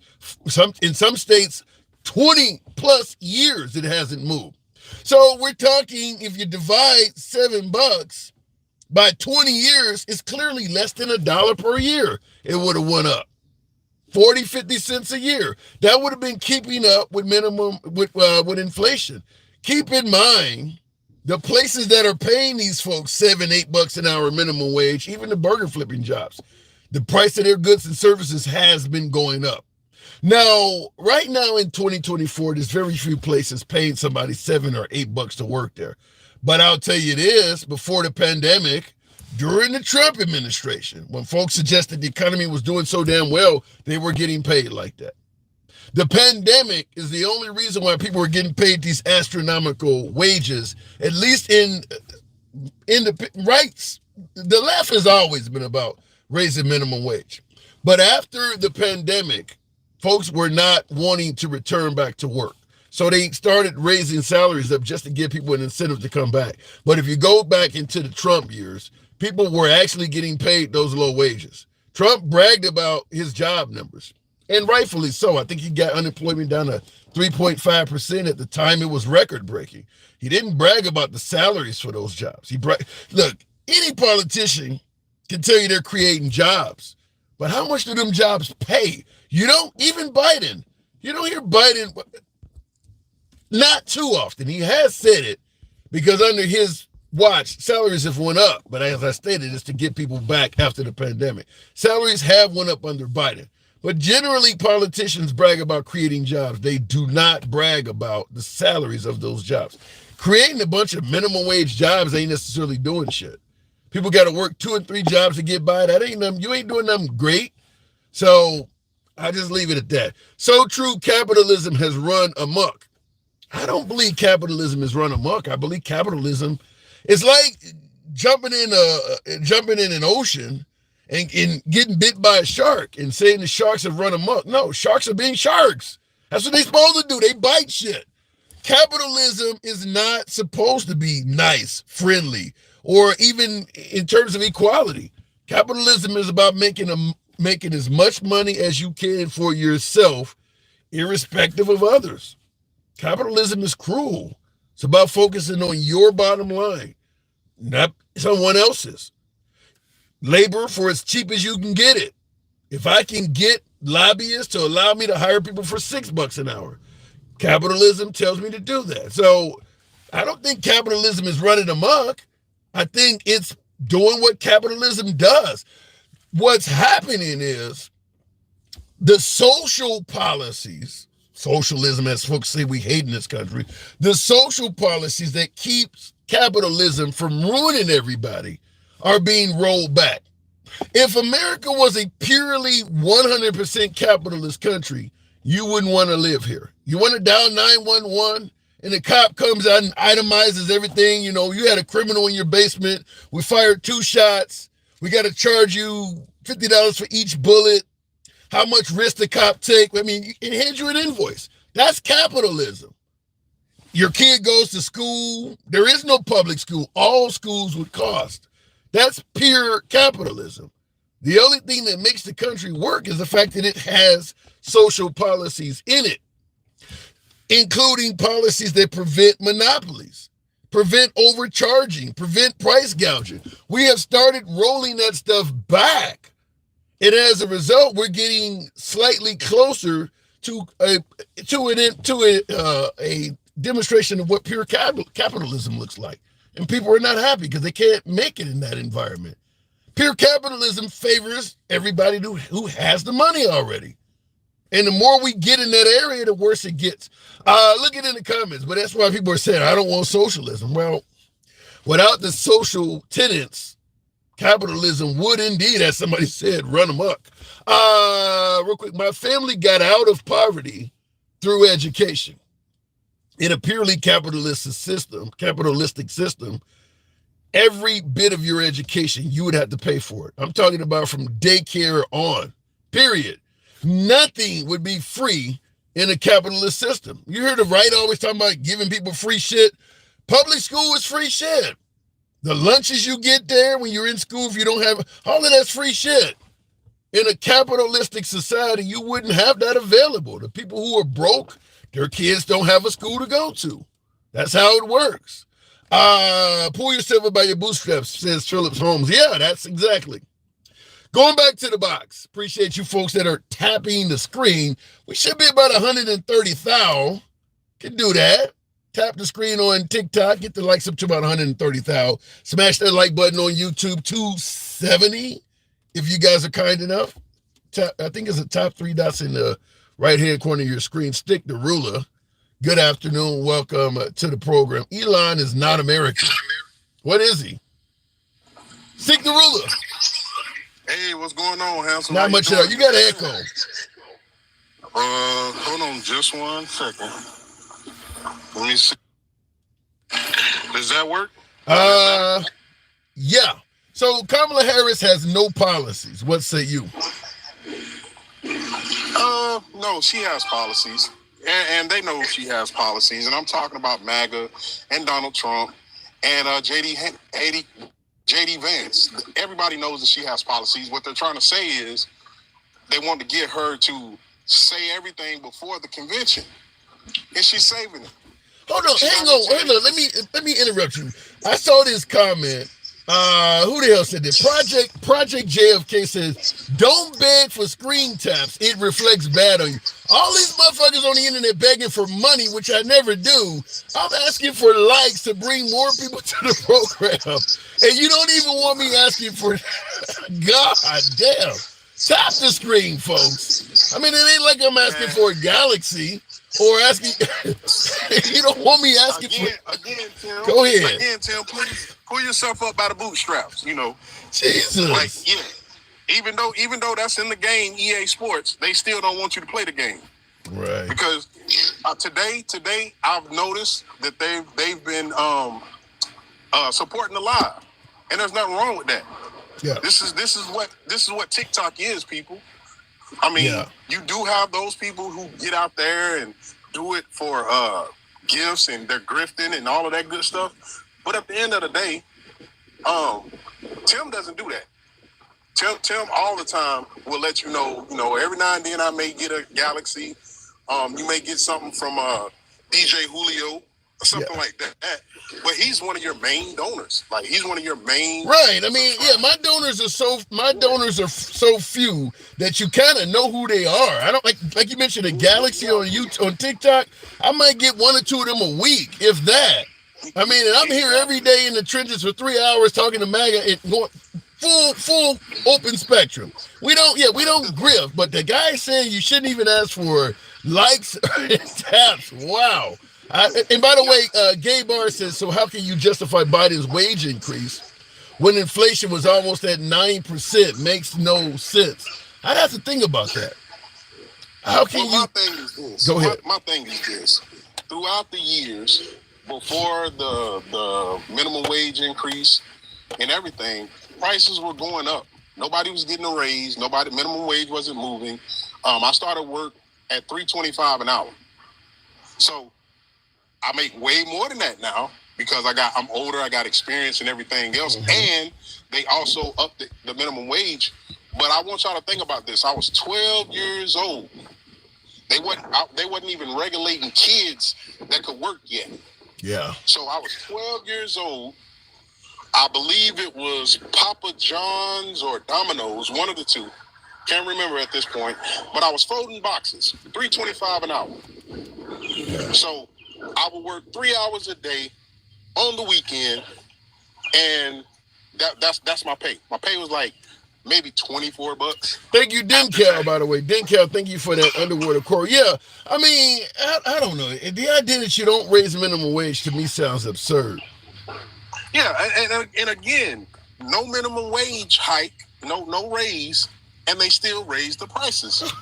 So like, yeah, I mean, I was in high school, getting ready to graduate in 1995, and McDonald's was their meals were like $2.99, $3.99, right? Why do you think? But why do you think the right continues in that alter ego? Yeah, I think. And Xtina for that galaxy fight. A galaxy came through. Like you were talking, Xtina, thank you so much. Why do you think the right continues to fight against minimum wage for an extended period of time? I think they fight against it because they know that they make money, and just like one of your other callers said, that Mr. McDowell or McDaniels or whatever you want to call him, he's making billions. Yeah. Of guys that are making $7.25 an hour. Yeah. So, and they're still in those red states that doesn't agree with the hike. So, at the end of the day, I mean, the prices have jumped. The minimum wage has stayed the same in majority of the states, and it's just an excuse. Because they've been raising rates without raising the minimum wage. Right. And that's what I say. Minimum wage, I mean, the price of goods and services is going to go up no matter what happens with minimum wage. At the end of the day, the people that are selling you those goods and services, they want to raise themselves. So even if they don't give their employees a single penny more for year upon year, they want to raise. So they're going to use that as an excuse to charge more for what they're selling. Exactly, and that's the point I'm trying to make. It's like there's no logic behind it. You know, it sounds good. It sounds like a good defense for the rich and or the business owners. But at the end of the day, nobody is getting filthy rich off minimum wage. No. Nobody is buying cars. Nobody is buying houses. Nobody is putting their kids through school with $7.25 an hour. No. So. I don't know what they have going on. Like, if you're a mom and pop business, maybe you can't afford it. Jordan. That's understandable. Well, how about this? Walter Boyd says, get a real job if you don't want minimum wage. Well, I believe any job done right is a good job. Mm-hmm. So it doesn't matter the job. It doesn't matter your title. Now, should you always look to progress? Yes. But when you're a conservative, progression is not in that. It's to conserve what you already had or what has already went down. Right. So again, you're putting yourself in a box, even though you're not trying to. You say you want everybody to pull themselves up by the bootstraps. But when you pull yourself up by the bootstraps, there has to be an end goal. There has to be a promise of something better. Like they say, you know, give us your wheat, your poor, your everything, right? I don't think they ever meant that, but yeah. Yeah, but that's the going, that's the saying. That's why they say pull yourself up by the bootstraps. Because we'll let you in, we'll let you work, and you can get the American dream. But if you don't, like, basically make it, in a sense, obtainable, then you just got basically modern day slaves. Wow. And to me, that's what they want, modern day slaves. And some would suggest that is what's starting to happen in America. You got a lot of hardworking Americans that still are not earning enough money to ever even dream of obtaining an American dream. So, and let's go ahead. When you got people like Jeff Bezos, Elon Musk, and I know Donald Trump wants to be in this, even though he's not as rich as he says he is, but I'll just throw him in there. When you got people like that that make money, and they have let's just say 100,000, they employ 100,000 people, maybe 200,000 people. And all those 200,000 people, like, barely making it from check to check, but you get billions or millions in revenue / profit. That's a problem. I gotta move it on, but I agree with you 100%. If you're a billionaire and a lot of your employees are qualifying for welfare so that the taxpayers got to subsidize their salary, that should not be allowed. You are a billionaire, and the people working for you are qualifying for food stamps. That means we're subsidizing the people you hire that are helping you make all that money. I don't think that should be allowed. I'll give you the last word, though. Yeah, they're leaning on the taxpayers more than we know. They again, he took away the tax break for the middle class, but theirs is permanent. Yeah. So next year, everybody's stuff is going to change in the sense of you're a normal, hardworking, middle America person. That everything is going to change. But his stuff is going to stay the same, and anybody in his tax bracket is going to stay the same, and they're going to be just fine. They're going to hold on. They're going to hoard money, and that's just what it is, Samson. Fair point. Good talking to you. Appreciate it. Come on back anytime. All right. Always a pleasure. Thank you. Real quick in the comments, Fred Hinkle said, if you do not like your job, go out and get a job. Go out and get you an education and do something about it. You know, I don't disagree with that. This is more the lingo of pull yourself up by your bootstraps. I say this all the time. I know a lot of folks on the right do not like hearing me say this, but I keep saying it because that's what I hear anytime some American is struggling and they're asking for assistance. The right essentially runs a mindset of don't ask me for shit.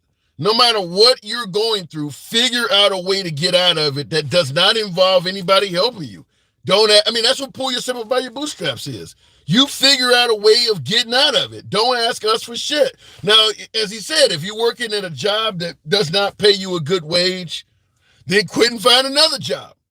Because we're not going to make that employer pay you anything more. Same thing if go out and get an education and better yourself. But don't ask us for help with the education. Everything you do is going to be on you. Don't ask me for shit. That's all I hear. I mean, whether it's healthcare, you name it. The whole spiel is whatever you're going through, you figure it out and don't ask me for shit. I just hear it all the time. Now, in regards to the notion, if you don't like being paid minimum wage, get a real job. I had a viewer on YouTube state that. If you're gonna say if you don't want a minimum wage, then go out and get a real job. Then how do you react when you go to a minimum wage employee that's maybe selling you movie tickets, making your sandwich at Burger King? If they give you bad customer service, and you go and voice a complaint, and that kid or whoever the hell it is making minimum wage comes out and tell, well, it's not a real job, so I don't take it seriously. You told me if I wanted more money to go out and get a real job. So in the meantime, I'm working at this bullshit that you stated is not a real job, so I don't take it seriously. When you come in here and you demand good customer service, if you want good customer service, go to somewhere that hires people and pays them a real salary. It can come back on you. It can come back on you. And I strongly believe that you get what you pay for. If you want good employees, you got to pay them a decent wage. If you're working at a job and you know as an employee, my employer pays me the lowest they legally can.